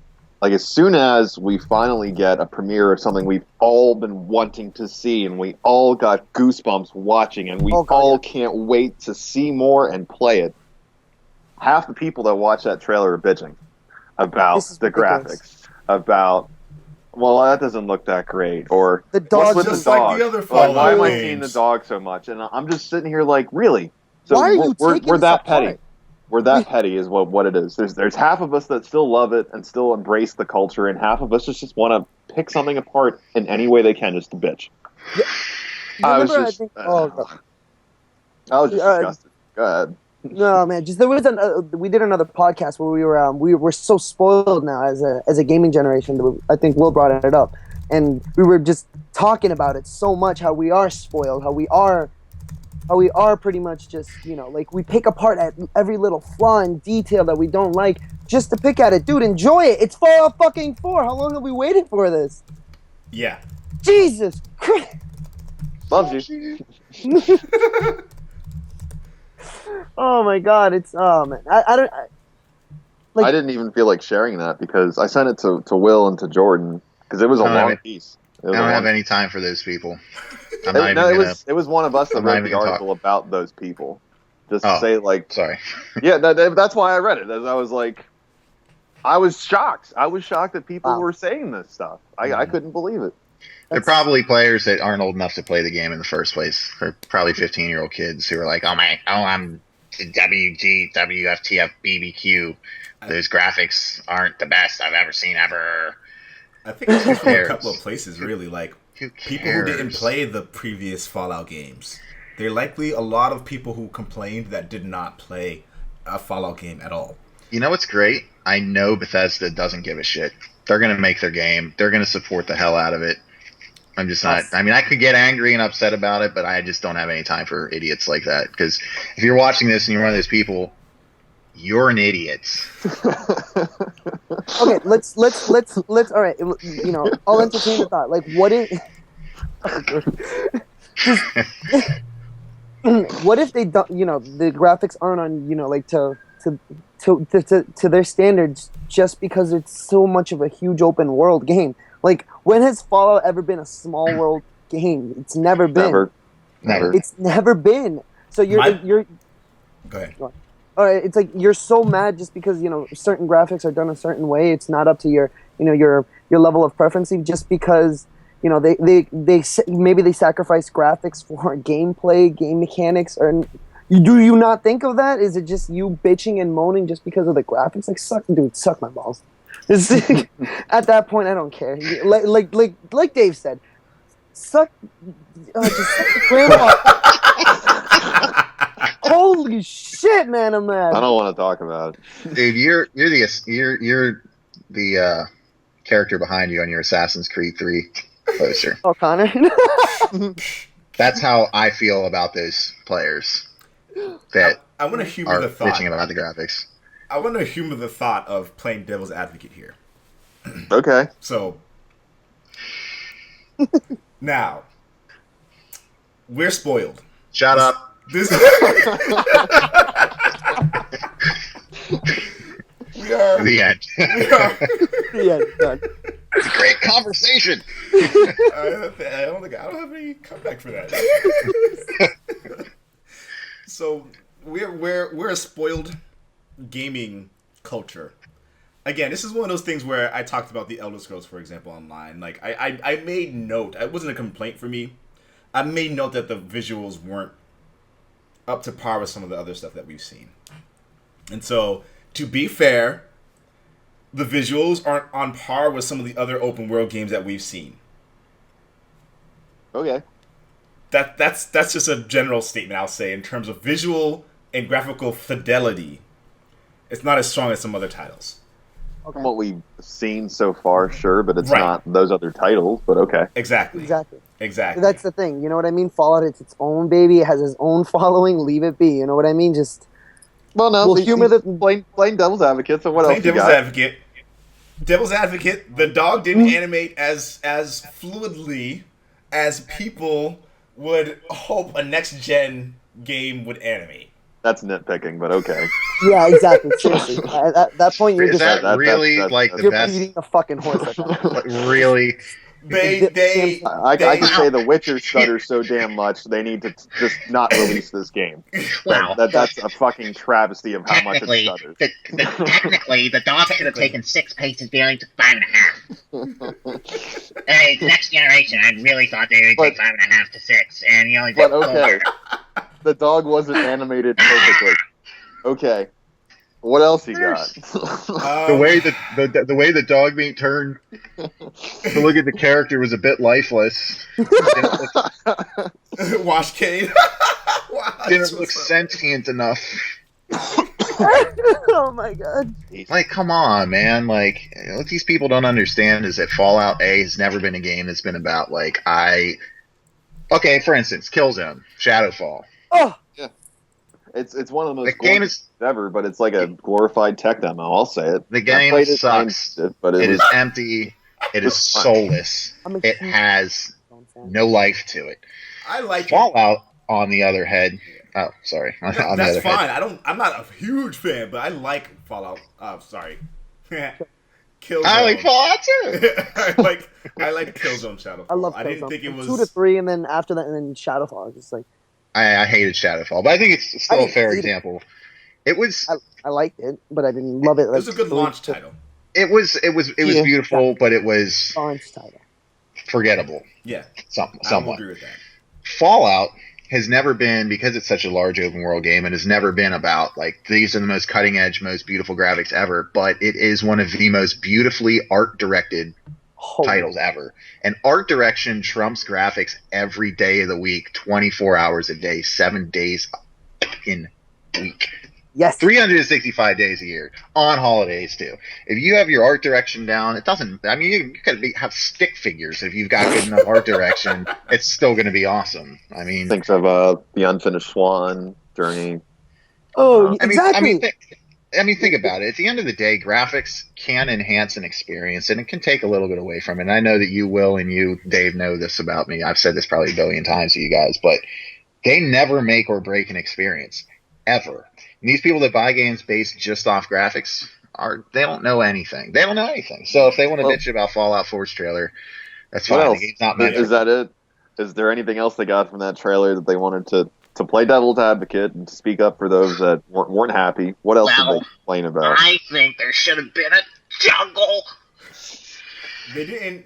Okay. So here are actually some things that I'm not playing devil's advocate for that I'm wondering about. So that's all I got. I mean, literally, like, they really. Well, if that's all you got. It was a teaser, man. Like how can you throw more at it? It was a teaser. If they showed any more, they'll be spoiling. I don't want them to do anything else other than that. Leave it at that. Leave it until launch. We said before, I would like to see some gameplay mechanics, though. Don't get me wrong. They'll show gameplay. I want to see some gameplay. Same. But by the way, I want to be surprised. Dude, tomorrow.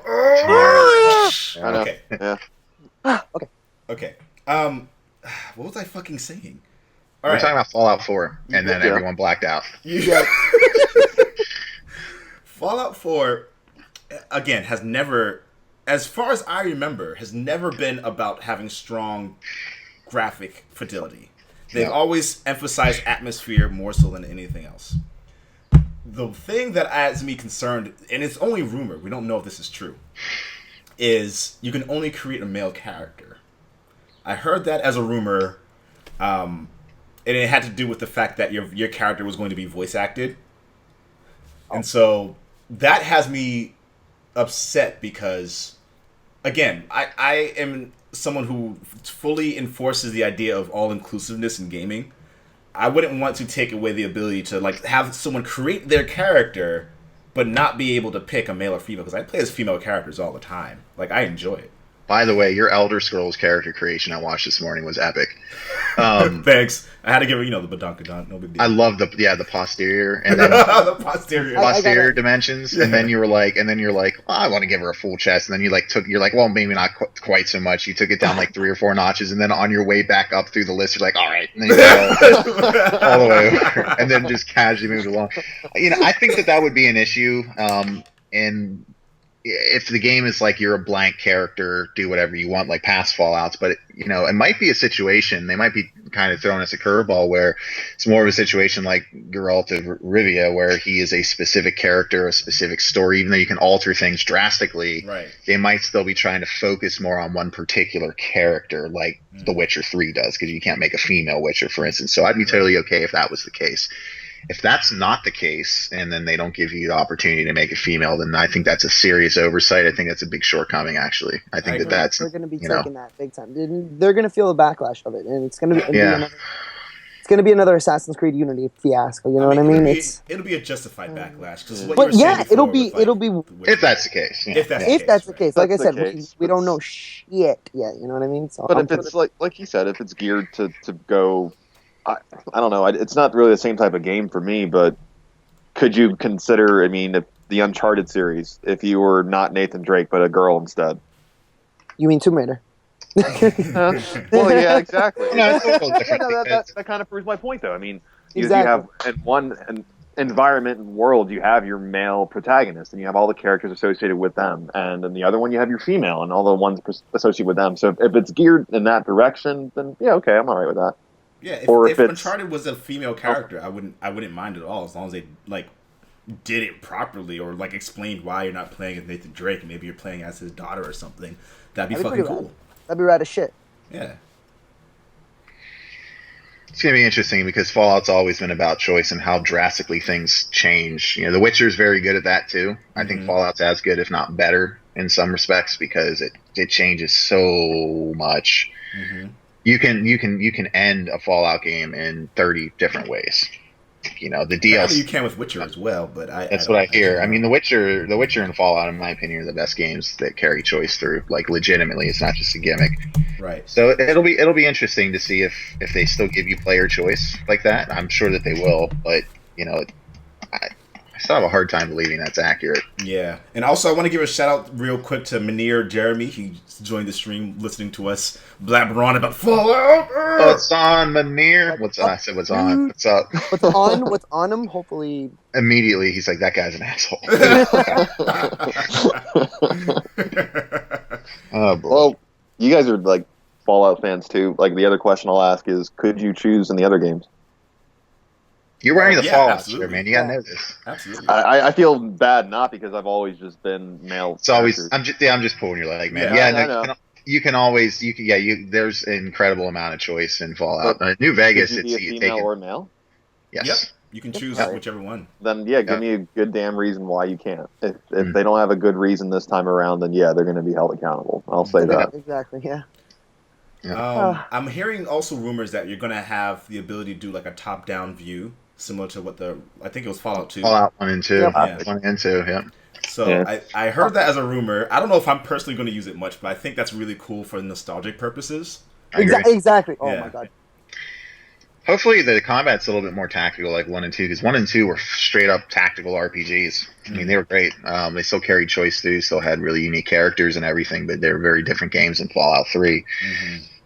I have no worries about Fallout 4. I think that it's going to be one of the best games of all time. That's what I feel. It's not just because I live and breathe for Fallout, because I do. I'm a little biased. I've probably put 1,000 hours into Fallout 3 in New Vegas alone, and I can't wait for Fallout 4. It's finally happening. Last 3 E3s have been Fallout 4, where you at? Nothing. And if it comes out on October, my prediction, because I know you guys all just asked me for it, is I think it's going to come out on October 23rd of this year. And David was the first one that said it's going to come out this year, and I was like, whatever, you're lying. That's not going to happen. No, it looks like it is. And whether it comes out this year or next year, I'm telling you now, it's guaranteed going to be in October, but my guess is going to be October 23rd, because October 23rd, 2077 was when the bombs fell. Interesting. I like it. Is that a Tuesday, though? That's a really good question. If it wasn't. To the phones! Anyway. It's feasible. Friday. Oh my it's feasible. God. Yeah, it is feasible. I won't say anything. And they will. That's one of those games that I could see them saying, we're releasing it on a Friday so people have all weekend to play. Well, I think that would work out very, very well, because I will be taking my weekend off on that note, big time. I think it would be. I don't want to say unorthodox, but it'd be Different? cool because most games don't come out on like a Tuesday, So it'd be really interesting. Again, like I said before, for like the Sony like thing that could wow me. The thing that would wow me is if there was some type of huge push from Sony to like we have the best way to play on PS4, and also like because like with what Microsoft is doing with, I mean, to be fair, Sony's doing it as well, but what Microsoft's doing with Tomb Raider, making it a timed exclusive. If for some reason this was a timed exclusive on PS4, that would make everyone shit their bricks. That would be the perfect comeback. That would be the perfect. It still pisses me off. I would literally poop in my pants just on general principle alone. I would actually poop in my pants and then wash them in the washer. I'd be upset for those that can't play it. Even as a Sony guy, I'll say it. I'd be pissed for those that be can't upset play for it. my shorts. Well, that too. I will probably not get to play it a whole lot right away because I have a newborn, but it will be awesome nonetheless. It will be awesome. Can I ask one thing? Yes. Yeah. All right. How do you boys feel about being in Boston? Oh, dude, I'm. Well, that's you guys represent. I mean, to me, it's just cool. It's cool. I'm very excited, very, very, very excited to see what a war-torn like nuclear apocalypse wasteland version of Boston would be like. I would like to see the skeletal remains of Bill Belichick. He wouldn't have been born yet. That's what I'm hoping for. Oh my God. As an Easter egg. No, in all seriousness, I love the setting. I think the setting's great. I think it's a phenomenal setting. I think it's a really, really, really good opportunity for them to reintroduce the Enclave after missing them in New Vegas, because it is close enough to DC where there could be an Enclave, and we did see a lot of vertibirds in the trailer too, as well as the tri-beam laser rifle, some of the energy weapons that they were known to wield, and then they also had T-51B power armor, which makes me think there's going to be specialized power armor again, which is really cool, not just the base models. So. I kind of want a trench coat like you had in the Ranger armor in New Vegas. That was such a cool looking armor. Yeah. And they had the special versions of them and stuff too. Yeah. Definitely really cool. They had some really good DLC armor sets too. They did a really good job with all the DLC. I should download the DLC for that.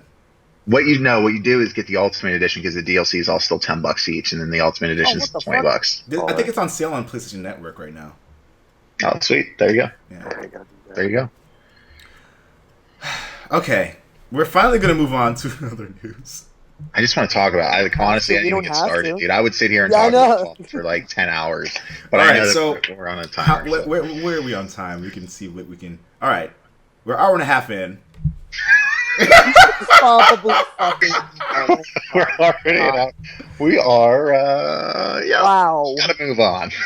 Now, I will leave that to you guys, right? This will be available for people on the internet regardless. They can listen to this in pieces, they can listen to it in parts, whatever. I'm gonna leave it up to you guys if you want to continue talking about this or move on to the rest of the podcast. I'll literally never stop. I'm being dead serious. Yeah, I will not stop talking. We'll save that for next week's podcast. Right. You mean when I'll be there. Ubisoft may have leaked Red Dead Redemption 2. Yes. Well, Called it. Oh, you did not.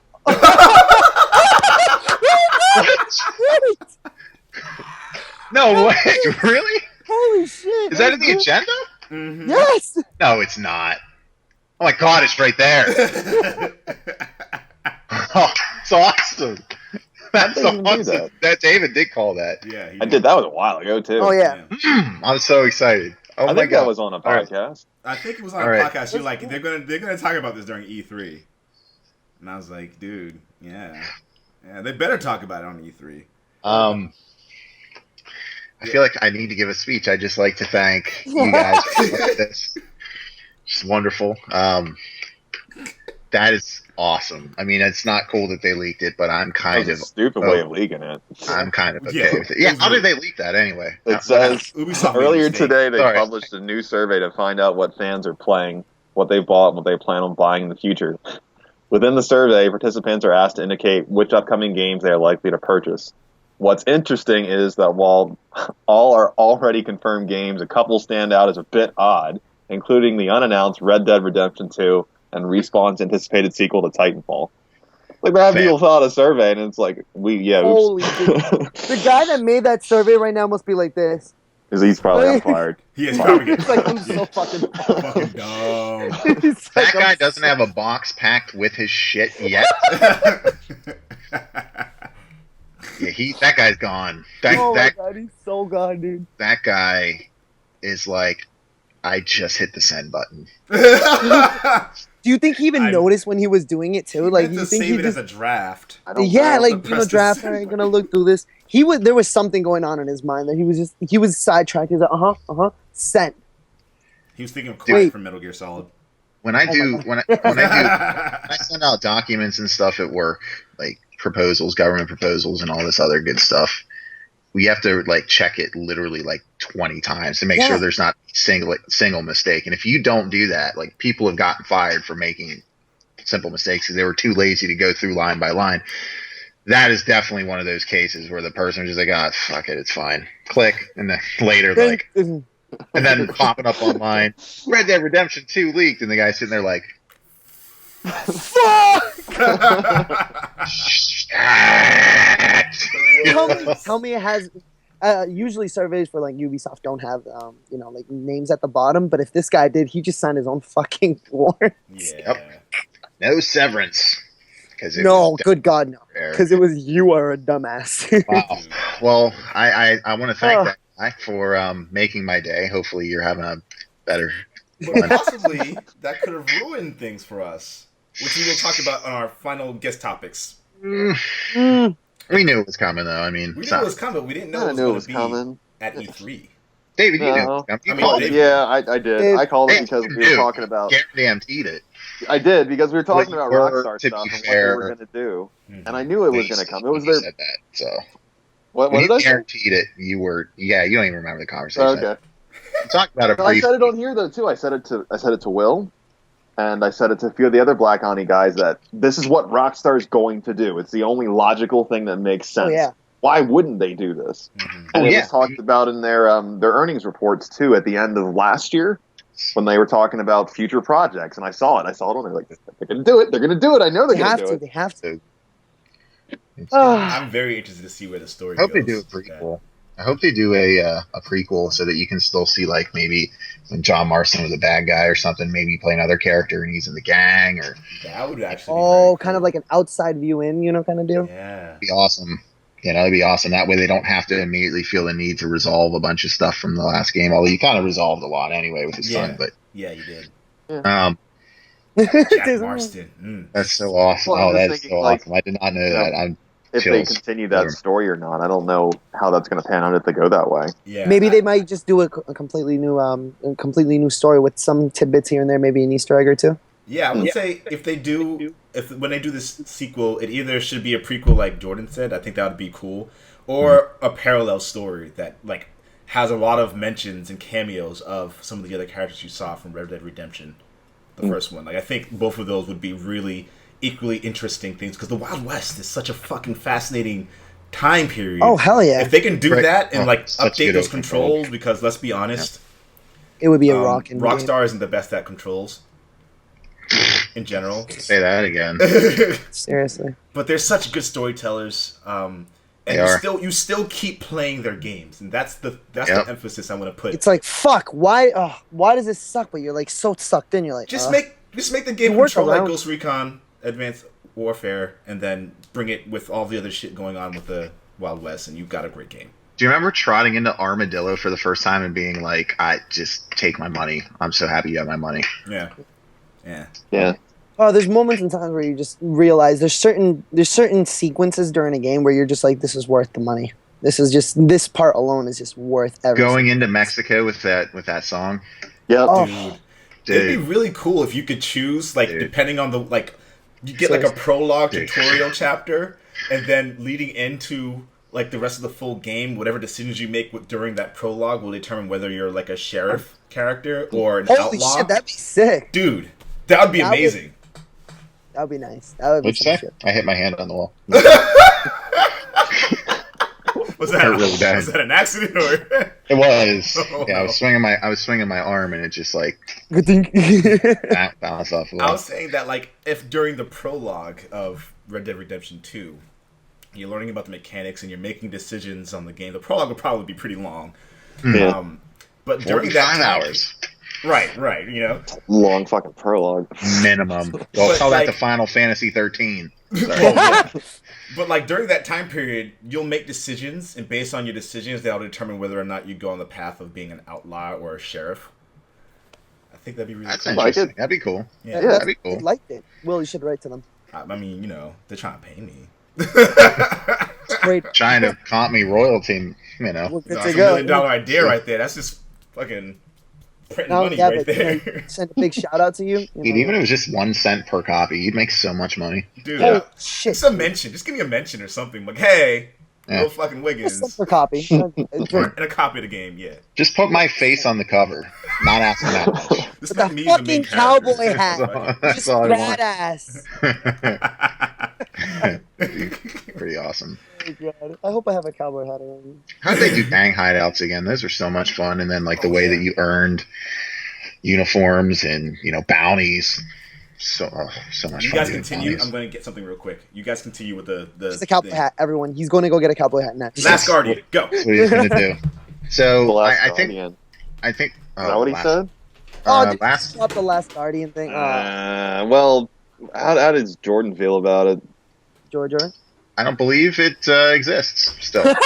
Really? I mean, I believe it exists. I just don't think. I think they're gonna pull a Kingdom Hearts 3 and be like, "Here's 30 seconds," and then it's gonna be all pre-rendered stuff, and then they're gonna be like, "Well, see you in 5 years." And I'm just kind It's of. already been like 7 or 8. They can't do I'm that so again. done. I'm so done I'm with my still hope for hurting. that game right now. It hurts because Shadow of the Colossus is one of my favorites ever. Right? Oh my god, it was that game. So Imagine good. if they remade it for the PS4. Yeah, I would die. I'd literally Oh die. my god, Will. It's like a gun. That is a gun. That's a little. Is it fake or real? Well, it has an orange cap in the top, so I'm guessing it's real.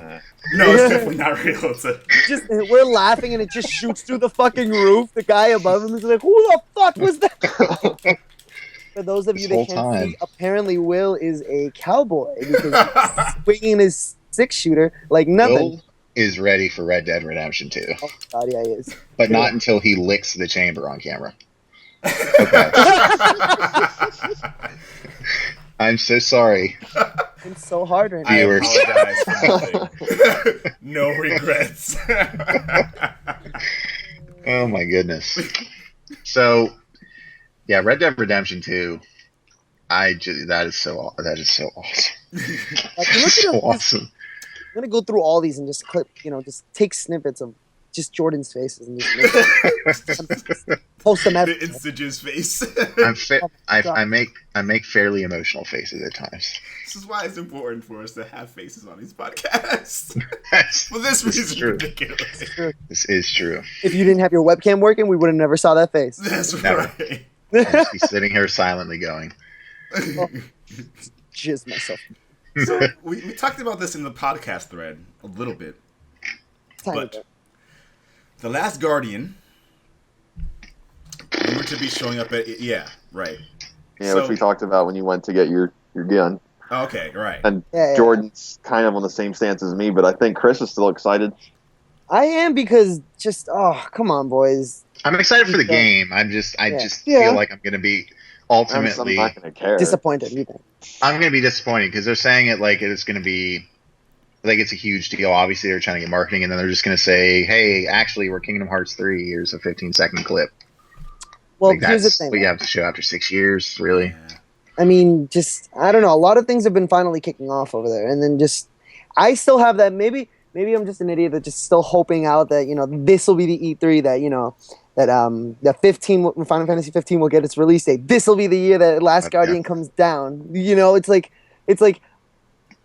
It's like the child innocence in me that's just kind of like please, and then afterwards I just go back to the real world and being grumpy guy. It's just like, oh, of course not. Why? This may hurt a little bit, but they confirmed that 15 was not going to be at E3 this year. Wow. Final Fantasy 15. Oh, gosh, I'm sorry. I No feel apparent. bad for him. You just crushed him, dude. So sorry. That sorry. hurt. All right, then. I'll I see you guys think- later. Sign off. I think they said that it's going to make the next appearance it's going to make is in a couple months after E3. Let me just check. Games. Yeah, Final Fantasy 15, E3. Suck a dick. Yeah, it says Final Fantasy 15 skips E3 for Gamescom, so it's going to make its next appearance at Gamescom. I mean, at least it'll be somewhere. Somewhere. Yeah, at least they're just not showing up like That's they did the so story many. of my life. You know, it's just like with this fucking game.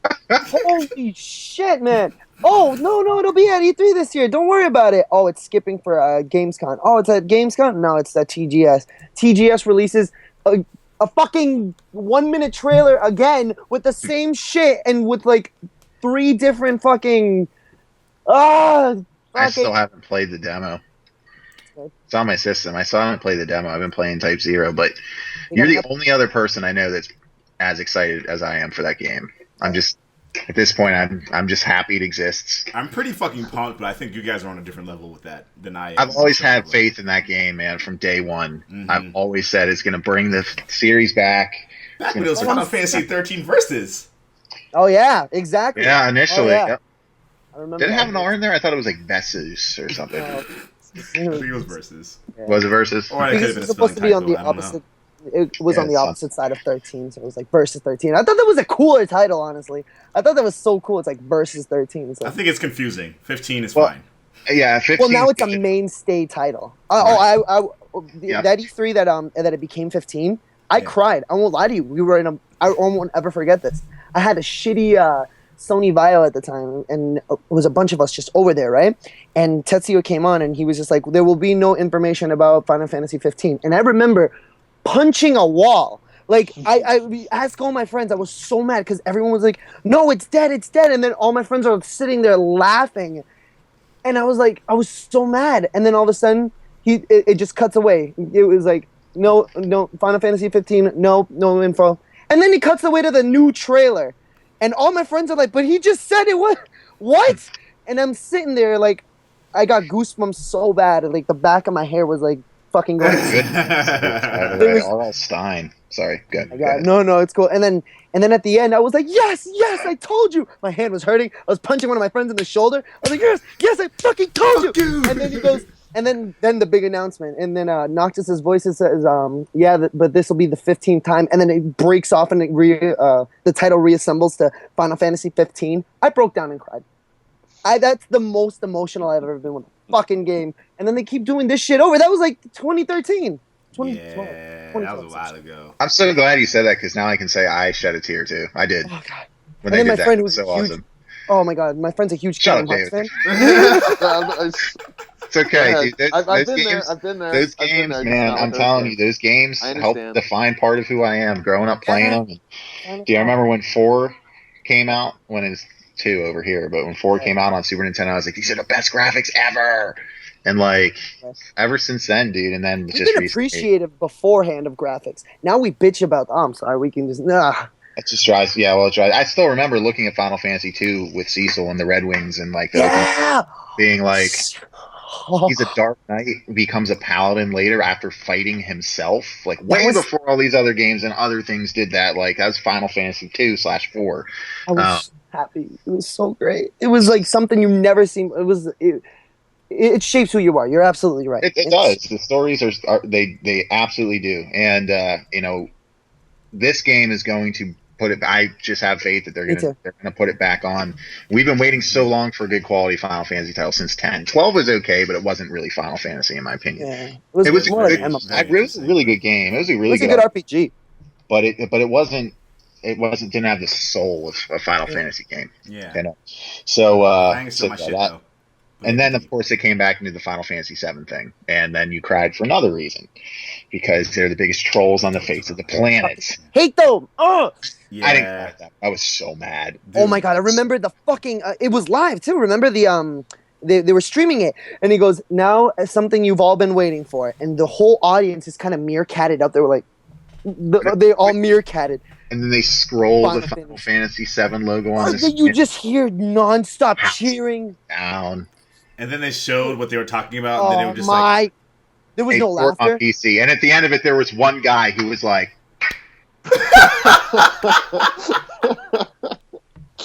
thanks. That wasn't a clap of slow clap to join in the masses. That was a sarcastic. I was sitting there at home like, dude, so angry, man. Everyone in that room, you could see they panned across. If you look at that again, there were people Everyone's who were, faces were mouthed like this. And they were just, they couldn't believe it. yeah, they were like, I remember I waiting was for sitting at they home were going just like, joking. wow, I can't believe they did that to you guys. They were waiting for them to say that they are just like, we're just kidding. Here's the, the real yeah, demo. where's the They were punchline like, here? Yeah, it's like, we get it, we're the joke. All right, show the real fucking trailer. How mad would you be if they released a PlayStation 4 tech demo of Final Fantasy VII? I'd be pissed. I would have put it That's past sad, them at this man. point. Me neither, because they did it. They did it with the PS3. That's my point. And then they're fucking like, tease ever. Oh my god. been asking for it for so long. Guaranteed. You know that gif? Wait, you know that gif where that guy's just listening to music and he's just like this, and then the fucking gun comes out of fucking out of his eyes. Wow. Fuck, man. Seriously. Yeah.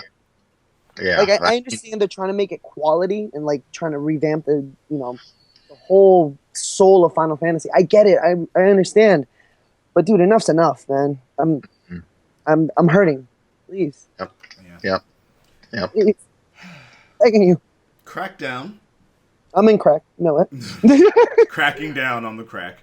Crackdown, Quantum Break, and Scalebound are all no-shows for Microsoft's E3 conference. And this is what I talked about a little bit during the icebreaker. Nice little full circle there. I mean, we don't have to, I guess, delve into this anymore because we already talked about it a little bit. But I'm very interested to see what Microsoft is going to do for their press conference. Like what kind of... Because Ori and the Blind Forest was probably one of my highlights of last year's E3. The presentation and the reveal of the game.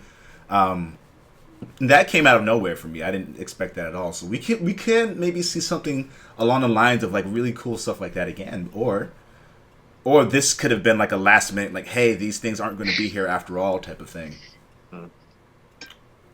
So, very interested to see how Microsoft is going to be trying to set the stage for the rest of the year. I think I get some beer, Dave. Thanks. Yeah, right. I know, I'm right? a beer I've been now. fucking Thanks. craving to like. After this is over, I'm going to go get some beer and play Elder Scrolls. Oh, I haven't been With able Bill, to catch up. I need Hopefully. to. You what? I've heard excellent reviews on it, but like, how is it online? Like, is it good? Oh, it's so good. So good. We'll get there. I'm sorry. Well, I totally derailed you. I'm so sorry. No, that's totally No, fine. so sorry. There's not much else to talk about there. Let's just see what happens. You just pretty much said exactly it. Like, Yeah. those are 3 big first-party exclusives that are missing one of the biggest conferences of the year. Have something else ready. Yep. Yeah. Just Because you're about to just TV. Jordan, you're forgetting TV. Movies. Yeah. Television. For those of you who speak Spanish at home, televisión. Out televisor. Uwe Boll. We finally broke him. We broke Uwe Boll. Everyone, I want to thank everybody in the world right now who helped lend to breaking This is this. the greatest news I've heard ever. This guy is the definition of a waste of skin, and he's just a terribly foul human being. He's an even worse. I'm not even going to call him a director. No. No. He's not a director. He's He's a never. footage compiler. Not even that. If at that, really? Not If even that. He isn't even a janitor of the film industry. And no offense to any janitors out there. He's a urinal No cake. offense to the janitors out there. Uwe Boll is a human urinal cake. A used urinal cake. And to him I say, fuck you back, sir, and thank you for letting us break you, because now we don't have to worry about seeing your trash anymore. Yeah. And I will fight you in Paris in a boxing match, because you're a joke. You're a total joke. And I think your whole life is a joke. And by the way, I'm not sure if you heard the news. Your Kickstarters are also jokes, which is why nobody has has paid you any money to make these films. By the way, I love how he's like, I have enough money to golf for the rest of my life till I die. Then So how why about you you put some of that money? For money for a Kickstarter? Why are you asking for money to make your terrible movies? Exactly. Seriously. Oh, just fuck him. Fuck. He's a cunt. That's. Did you guys watch his like both of his videos? I saw one of them.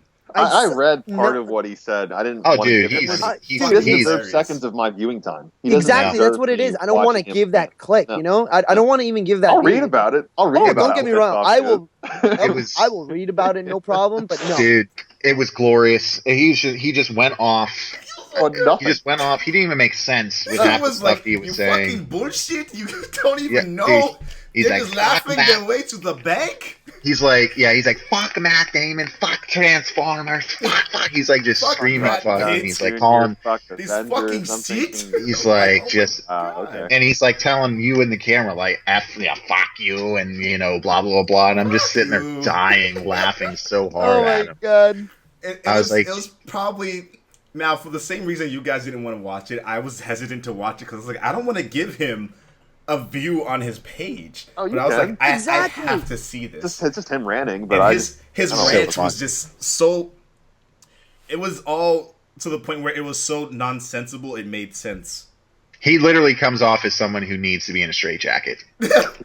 Not even just that's that. so many bad things. He's at a point, I guess, in his career where he feels he is at a point where he can criticize anyone for anything in general.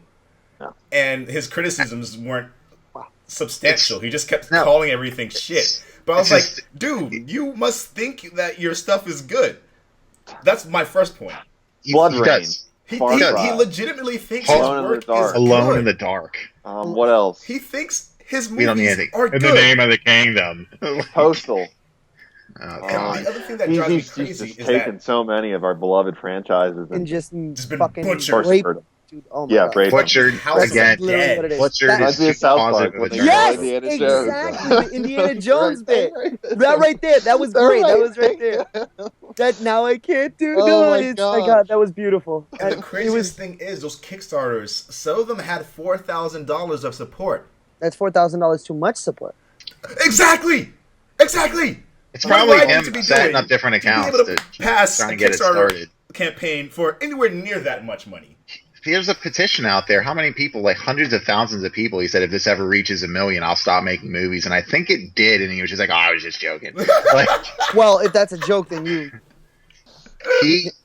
he argues in these videos that his movies are better than all these other movies, like fucking Iron Man. And I'm like, Iron Man 2 is the shit. Dude, Iron Man was So was Iron Man 1. Iron Man 1 was great. You know. So was Iron Man 3. So They was were all really Avengers. good. He's That's why Avengers. Marvel. That's why Marvel makes billions of dollars, right? That's what drives me crazy. He thinks the movies he makes are A, good, and B, art. Yeah.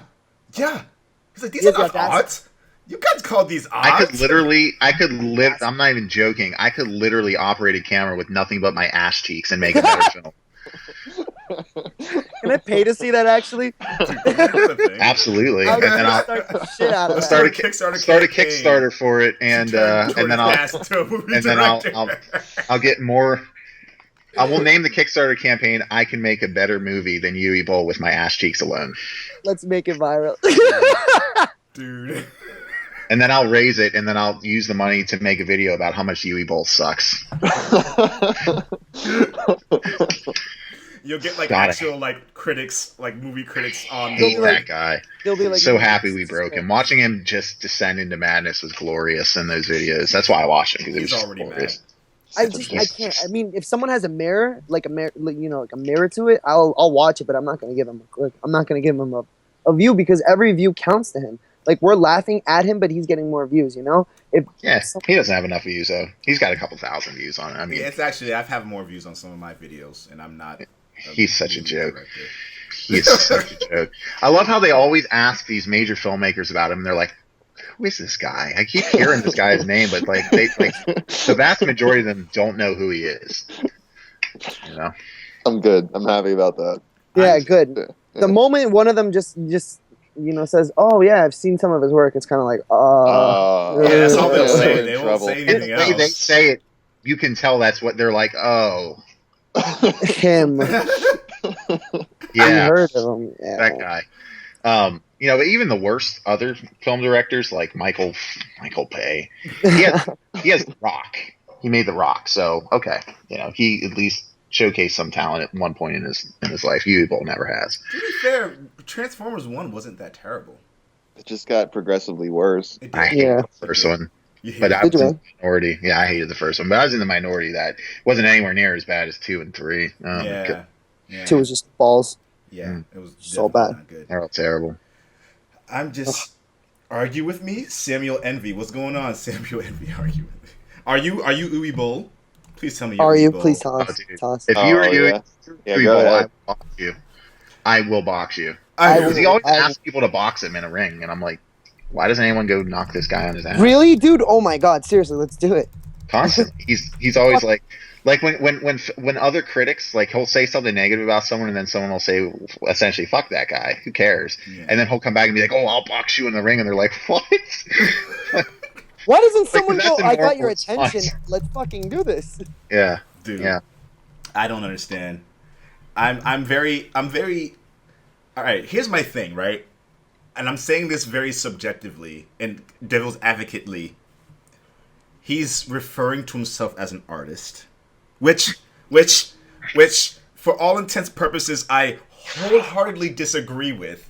Well, no, I'll agree with that because I could go out back and get a piece of dog shit and throw it on a cardboard piece of paper And then just fucking and auction that off, and I someone better would buy it masterpiece. because it's art. And I'll still say this is my dog shitty piece of art, and someone else will say, yeah, it's art. So yeah, It's okay, like- you can it's call like yourself an preference. artist, but it's still shit. It Yes. still doesn't make shit it to true, me. though. The Isn't artist it formerly true? known as Uwe Boll. And everyone is allowed, with their creative direction, their creative freedom, they are allowed to make shitty products. Sure.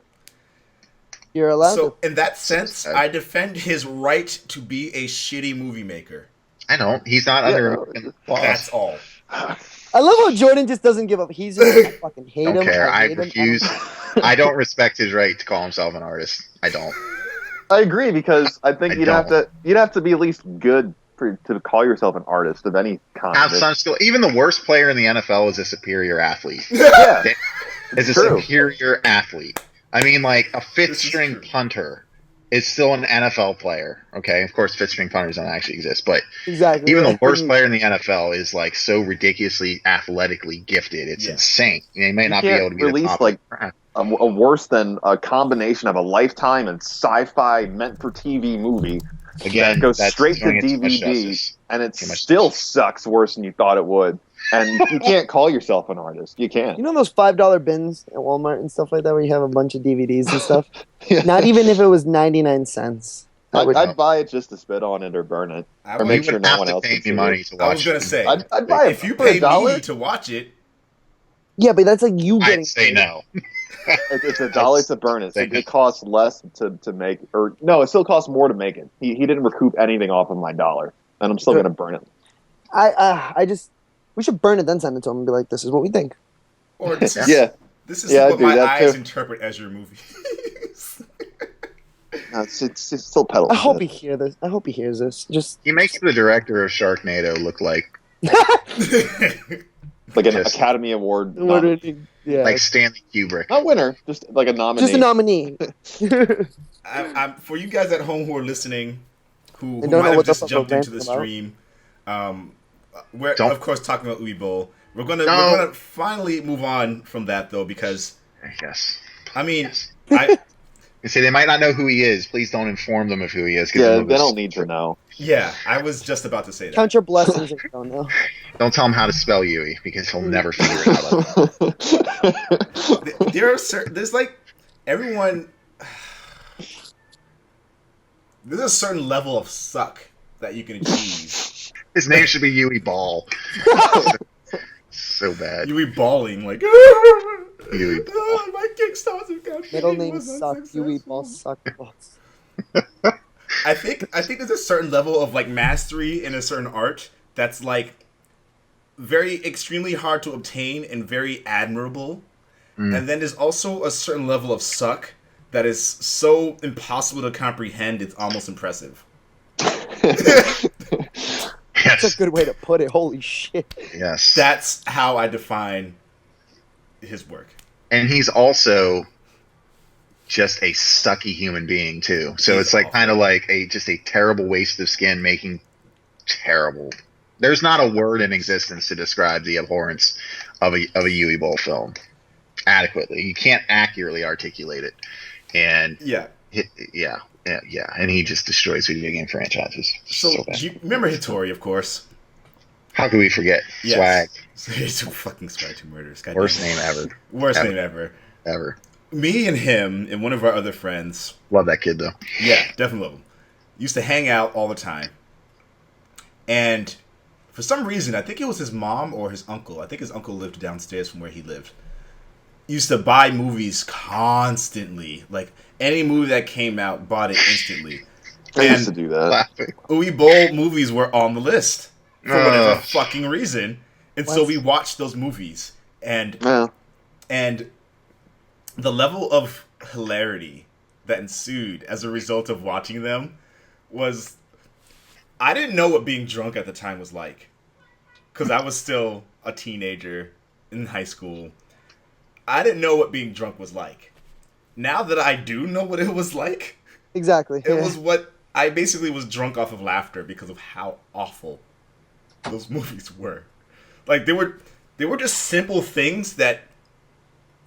Continuity-wise, fucking horrible. Scene continuity, it would literally be downpouring in one scene. It was his first movie, wasn't it?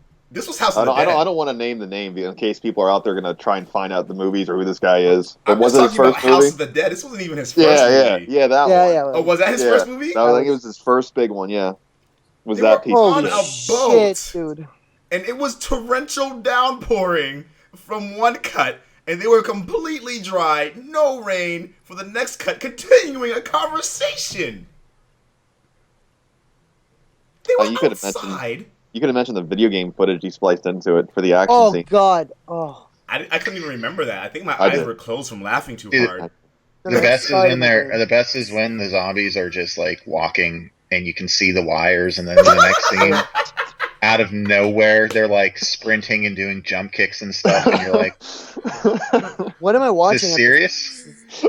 And then they do like the slow-mo like turnaround scene, like where it's like the 360 and it's like the images are so poorly spliced together that nothing makes sense.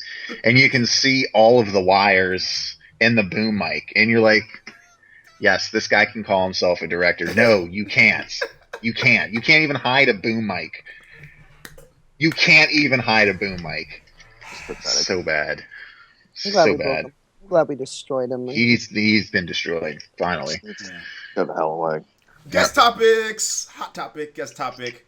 We can talk about Elder Scrolls Online because I know that's what you wanted to discuss. Yes. Yes, I do. Elder Scrolls Online, for those of you that are listening, if you're an Elder Scrolls fan in any way, shape, or form, buy it right now and immediately because it is so much better than I thought it was going to be. I'm so sick and tired of message boards, and really I love this community to an extent, but I hate the way that it's portrayed by trolls and terrible people. Whether you're talking about Gamergate or the way that they tear down things like Fallout 4's trailer, which is phenomenal. All I've heard is that it's a very good MMO because I've been sitting in a dimly lit basement for the last 20 years playing since EverQuest, and it doesn't have this feature that this game had and that game had, and come away from it after an extended period of time reading that stuff, not really knowing it any better, thinking, okay, this game probably isn't very good. Well, I just kind of saw somebody playing it, a stream of it, and I was like, this looks like an Elder Scrolls single-player game with MMO elements. Okay, I'm gonna go buy it. And I won a $100 gift card from Best Buy at a conference I went to for work. Cool. Like I'll just give it a shot. I'm at awe how good the game is. It's literally like a next generation Skyrim with internet connectivity and a bigger world with the same quality quests, the same quality other things to do in the game, except now you can craft. Which you could do in Skyrim, but it's like more of an MMO style of crafting, which is more interactive. You can, it's ridiculous how much time I spend fishing. I spend like 3 hours just fishing, just like. What do you do with the fish after you catch them? You skin it. You skin it. and skin it, and your little guy will pull it out, and you'll see him like skin it.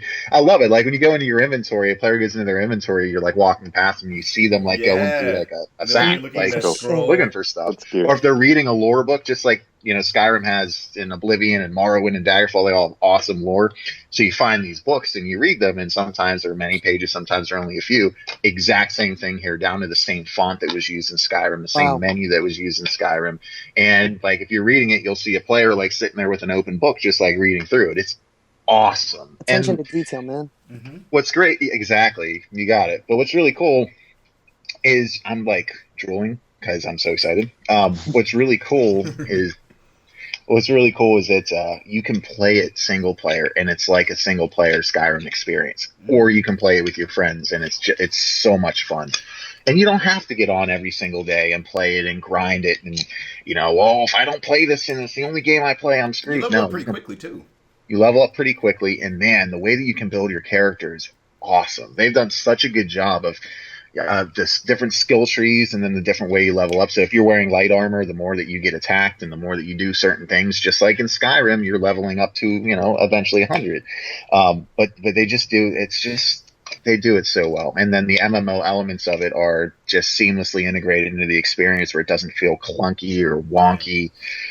One of the things that running around the environments, and it's so awesome. When you're in like little dungeon areas, you can just kind of like, you can fight with them. You can just like join them. You don't have to enter a party or do anything convoluted or complicated. You see someone fighting an enemy, you go over and help them, and that's it. It's awesome. I mean, it's awesome. And the way that something that's been missing in games is good character creations, and the character creator in Elder Scrolls Online is really good. With the exception of there's no red hair, as you found out. Well, what the fuck? That's the only thing. I don't know why they didn't have red hair. You saw me looking through like every option. You were looking through, like you're like, where this is as close as I'm gonna get. I'm like, that's okay. You can change her boobs in her butt.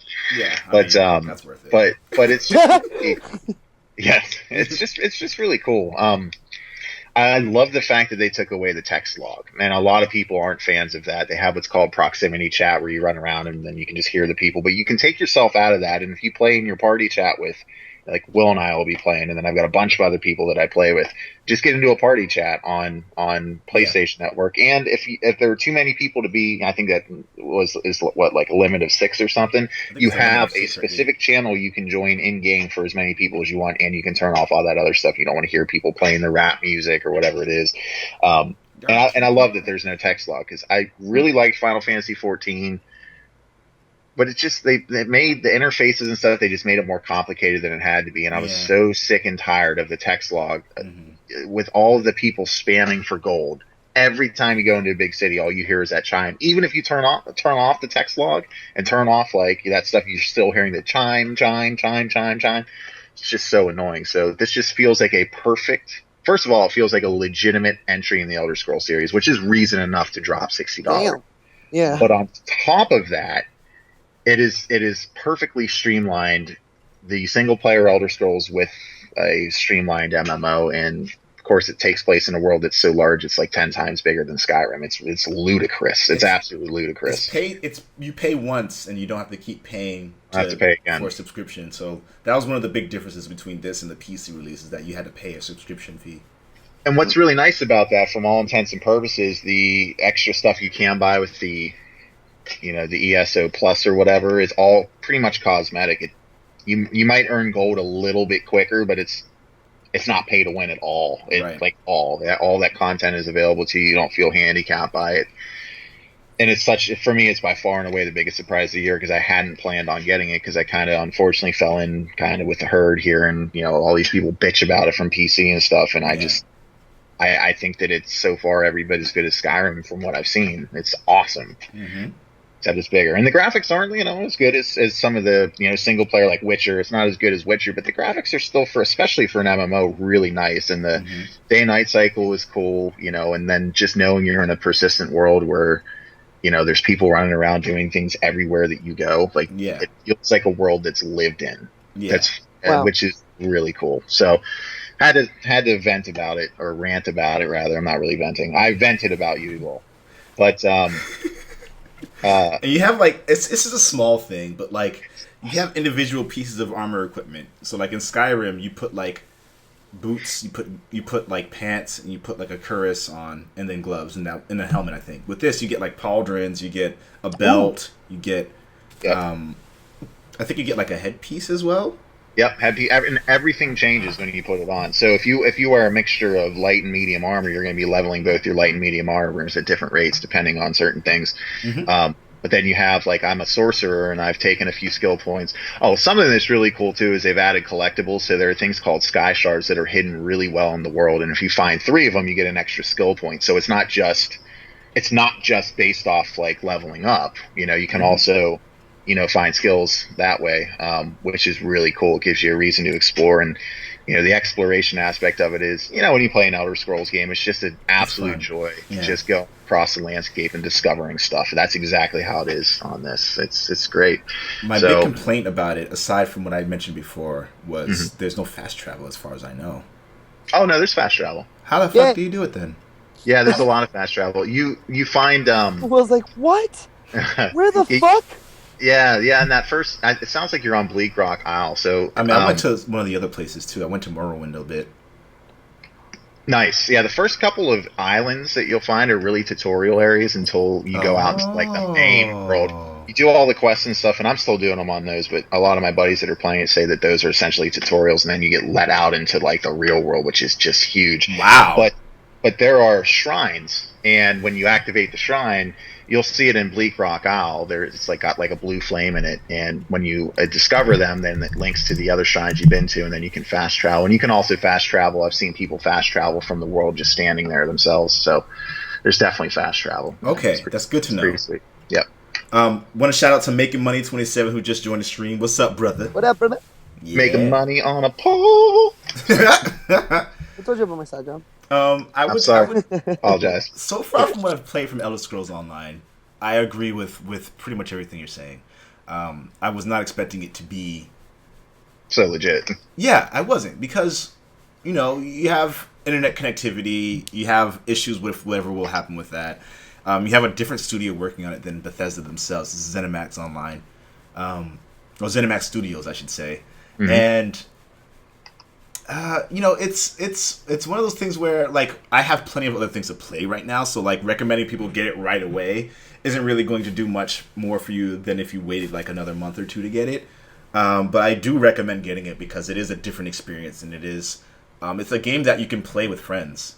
So like, I'm sold. It's Elder Scrolls, it's Skyrim. Just talk. Holy shit. Exactly. It's Skyrim, but, like, co-op.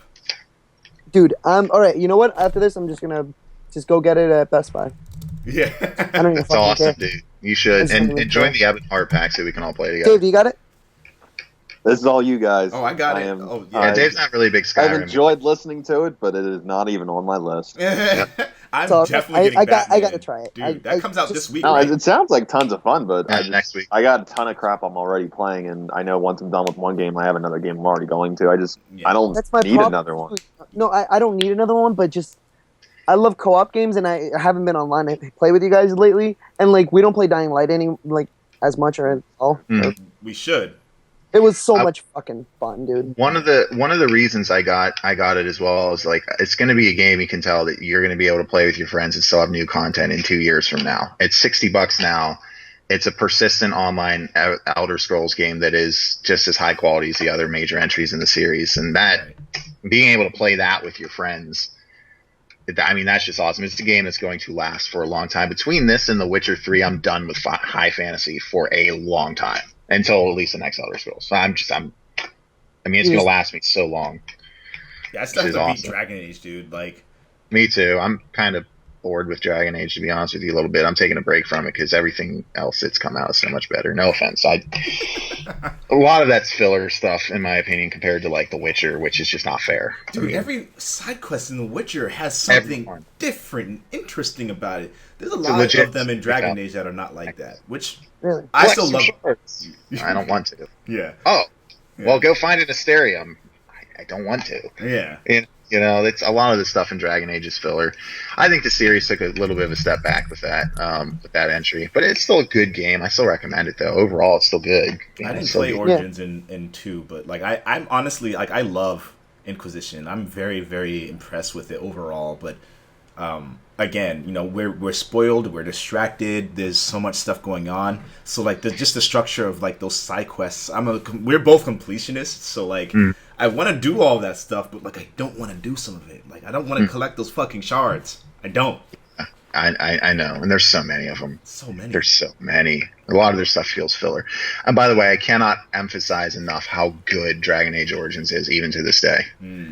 I just finished a playthrough from November through mid-January, and then I started Inquisition, and it's like the 7th time I've beaten it. It's so good. You remember me and Kevin talking about it? Yes, it's absolutely. So good. It's so good. It's so good. Yeah, Elder Scrolls Online. I'm sorry, I had to talk about it because it's people out there that are Elder Scrolls fans that are passing on it need to understand and know what it really is, because I didn't understand it till I saw my buddy playing it, and then I actually played it myself. Right. And I would have missed out on a legitimate Elder Scrolls entry. It's going to convince me. By the end of these, going to convince me. I've been saying no. Try and stick to my guns here. I would say, Dave, for you, if you can sell a game towards it, I don't need to. No, or wait for it to get cheaper, which will probably happen sooner than later. Maybe. Depends on your feeling on high fantasy. I know you weren't. I miss Skyrim. Hearts of Me still miss Skyrim. The only reason I gave up on that was kind of the reason I gave up on Fallout. It was because when a game isn't technically sound, I can't keip playing it. It won't work. Yeah. Speaking of which, Will, did you have any issues getting in at all yesterday? Yes. Okay, because the first few days of the game was awful. Yep. Was terrible.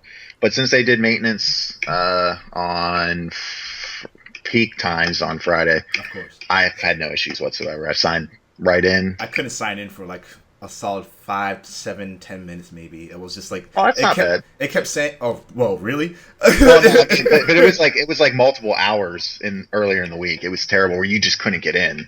And then if you did, you got going booted. back and forth between like 58,642nd in the queue Yeah, to I don't want any second of in the that. queue to like Frustrating. 900th in the queue. I'm like, why is it changing? I haven't pressed anything. I'm still here. Yeah, their queue numbers, whenever you find a queue screen, aren't accurate.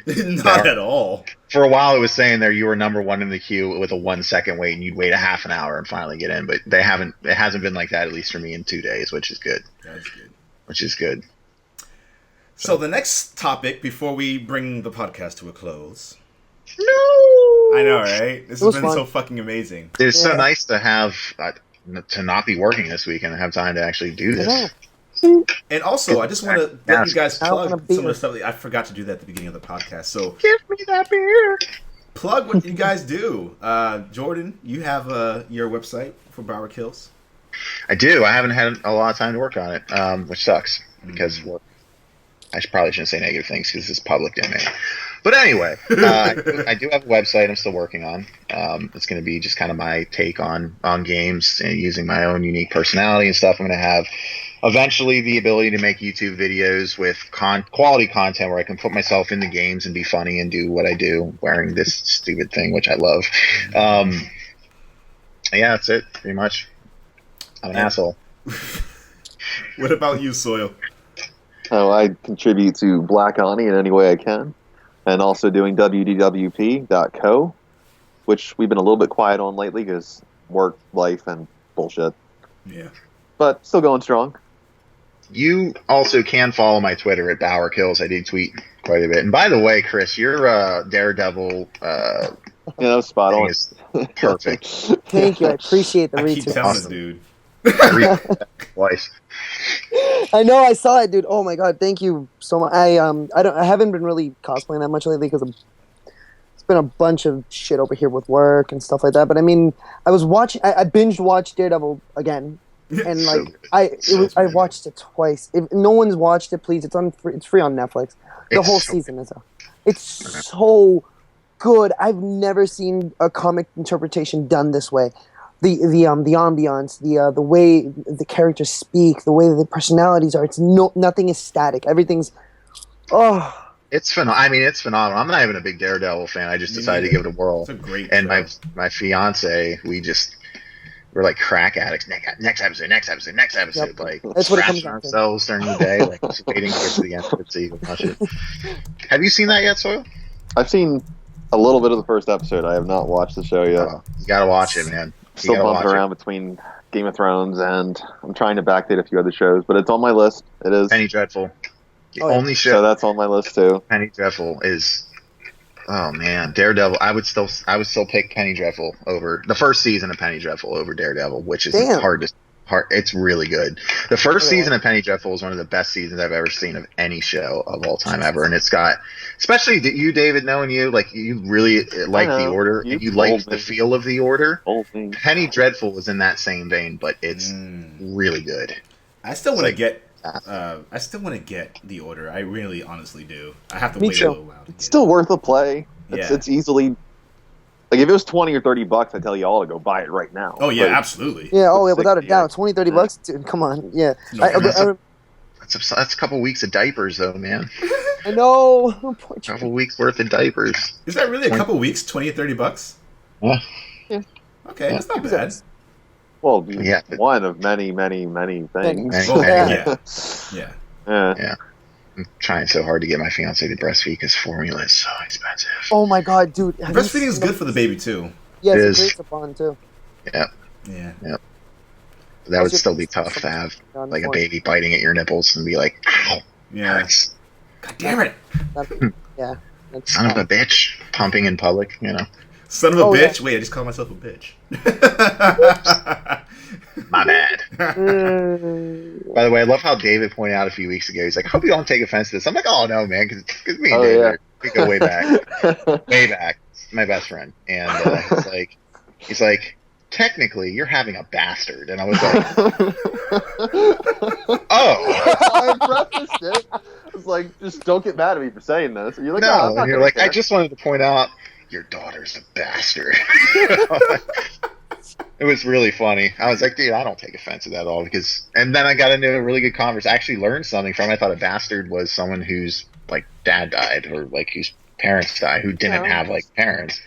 And it's like, no, it's when they're born to people who aren't married. I was like, I didn't know that. I didn't know that either. I thought that was just a fatherless child. I thought that was just if that's what if I was gonna have a little bastard, I wanted to know if that was okay or not. Like if I let that slip, if I wouldn't get slapped. Don't be like, how you doing, little bastard? That would be a little different. I'm not looking. But I thought it was funny. I was like, you're just making an observation, man. It's all good. Yeah, it's all good. I'm engaged and it's gonna happen, but focus on the baby. Anyway, off topic. Go ahead. Sorry. So apparently on stream, sound's cutting on and off. I'll figure out why that's happening, but we're at the tail end of the podcast anyway. But the last question I had for you guys, really, we already talked kind of about the latest rumors circulating in gaming for the most part, unless you guys had other stuff you wanted to add to it. Yes. One thing. Have the leaks ruined E3 for you? Yes. I mean, has this... We've had a lot of leaks. You haven't seen anything. I mean, we've seen the Fallout thing. We've heard the news that Red Dead was going to be there. We heard that Last Guardian was going to be there as a leak. Still haven't seen anything. I want to be completely surprised. I don't want to kind of be expecting it. Yeah. In my opinion, it's been ruined to a certain extent. To a large extent, because that's the best part of E3 is not knowing what they're going to scroll on the screen next. They're going to talk about it vaguely, and then they're going to be like, "Oh, and then we'll show you," and then turn around and you'll look at the screen and be like, "Oh my god!" and freak out. Journalists just like, people are just spazzing out, like I can't take it. And kind of knowing now these are the titles that are going to be there. Or might be there, Might be, it just kind of. I mean, it's one thing to speculate off just based on. Do you think, like I've been saying for the last 3 years, I think Fallout 4 is going to be there this year, and it never is. Yeah. Except for this year. Yeah, exactly. For this year. But there's still some things like I'm still hoping that they show Doom 4. Dude, what the fuck? Doom 4. As long as they do it right, that's all I care. If they don't talk about Doom 4, okay, but they will. I hope so. Imagine Half-Life 3 just gets announced and no one even fucking knew. Like, how would everyone just react to that? Dude, I would. The internet. No one. Just it's like, not even. All right, just even a teaser. You know what I mean? It's kind of like that's how it should be. Like the surprise of E3 should be that. Imagine it's like how would that would be the perfect thing because they kept rumors airtight. No one knows anything about it up Yeah. until like the few seconds. You're like, is that Gaben? You know, it's kind of like, oh shit, what's going to happen next? You know, it's like. I don't know. I feel like I miss being surprised. I really do. I miss that too. Yeah. I'd agree, but I still think we'll get surprised. I still think we'll be blown away by a few things, but I guess some of it's been ruined. I guess because there's so much hype every damn year about Seriously. this company and this title and this game that could be, and I'm like, dude, let me fuck off. Just let me. Hold on. I was reading about Guerrilla Games and this new game they're coming out with, and they registered a new domain name online on this new website, and I'm like, they're not even on stage yet. Yeah. Literally, yeah. Guerrilla Games makes Killzone, by the way, everyone. Yeah. They're working on some new IP I heard about. I mean, we knew about that for a while, though. We just didn't know anything in terms of like real we still, setting or. We still don't. That I mean, we haven't information seen age, it. though. Yep. Yeah, but it's there's some mystique that's been lost over the years. It has. It has been. I don't know. It'd be What so about much you, cool. Will? Oh, what about me? Yeah, I mean, to an extent. I mean, I wouldn't. Fallout 4 reveal at E3 would have been epic.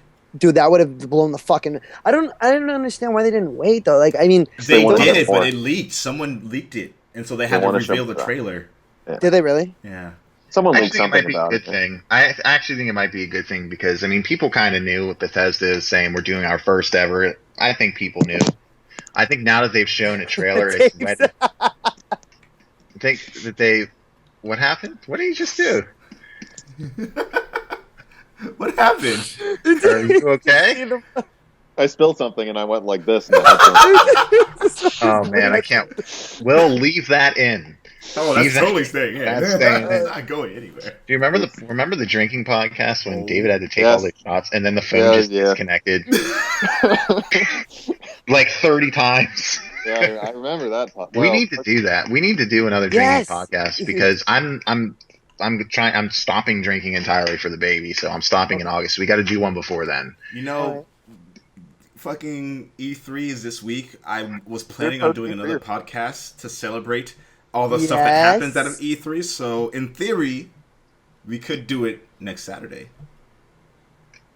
Shit. or Sunday, I guess. Sunday would work. Sunday would rock. Yeah. Saturday would not work, but Sunday would work. Okay. Yes. Like Okay. for every surprise we take a shot at that we weren't expecting or something like that. I'm dead by the end of this one. Oh, so painful. Dave on the floor, Will on Soil knows I can put down a lot of alcohol. I know, but I can't. Jordan just like a lot of shots last time, man. A lot of technical issues. I remember Yes. that. Dude, that was insane. Watch it happen. Every time you disconnect, you take a shot. I remember If Will. you were- By the end of it, Will was like, "Don't do it, man. I was You like, don't Will, need I was like, literally concerned for your well-being. Please stop. Literally concerned for your well-being. It's funny. That would be awesome. This has been an amazing podcast session, guys. It's good to be back. I'm going to try to be on these more as much as I can. Yeah, I would So love to have you. Appreciate it. Yeah, I appreciate you guys taking the time out of your Sundays to hang out. This was a 2.5-hour podcast. This is the first time in a very long time. Booby. Sorry. Had to flash a boob somewhere in there. Especially if you're going to be on X videos. You know, you got to get something. I mean, So. gotta do that run back. For you guys at home, thank you for watching. Thank you for being a part of the podcast on stream. For you guys who are listening on YouTube or iTunes, I'm going to be, hopefully if all goes well, I'm going to run back this stream to hear everything. I remember someone was saying that the audio was kind of cutting out a little bit at some point. So I'm going to try to work out any technical kinks and issues. It's a lot of logistical and detailed shit I don't feel like working with. If you need me to talk more about my hatred for Uwe Boll, hit me up. If you lose any of that audio, no problem. I'll make time in my schedule. I have it recorded on my computer, so don't worry. It's going to be, the pure footage is fine. I hope he takes up that. I hope he hears it and he wants to box you. I hope so too, because I feel like if he hears it, he will literally will be like, "Oh, I'll fight that guy." Okay, I'll be All there right, too. well, all four of us, Take just turns. like the whole ring. Make crew, it happen. Put brass knuckles in my. Watch that be the only thing he's actually good at It's like boxing. He's not. This He's is not. God. That'd be fine. He directly I that get my bad. ass He kicked if kinda a man suck got at a one lot. shot on him. It would be worth it. Ugh. And I could always just kick him low if I need to. Yeah. At the end of it, just He fuck did you, to you. us. It's only right, man. I know, seriously, he fucked House of the Dead for me. So Yeah. Yes. by all means, all gloves are off. Yep. Intended, pun intended, actually. Thank you Band-Aids. guys for watching. Thank you guys for joining. As always, we will catch you. We're probably going to be doing this apparently next Sunday. Going to be doing a drinking podcast. Lots of Gotta beer. join that one. That one's gonna be fun. Shots. We'll decide on a time. I don't know if we'll do it during the middle of the day or we'll do it towards the end, towards the night. We don't know. What do you guys think? How do you guys feel all about day and all night. God damn it. Dude, like, I don't know. I don't care. Yeah, exactly. If we start at 11 or 12, it doesn't matter. If we Yeah, start at, I'll be ready. yeah, Okay. we'll be ready. All right. Well, I'll figure Beers out a and time shots that ready. works. I might do it later so that I can exercise. Well, I could just wake up earlier and then exercise in the morning and then just put back on the pounds. Or you can just do what I do and not worry about exercising and just drink. It's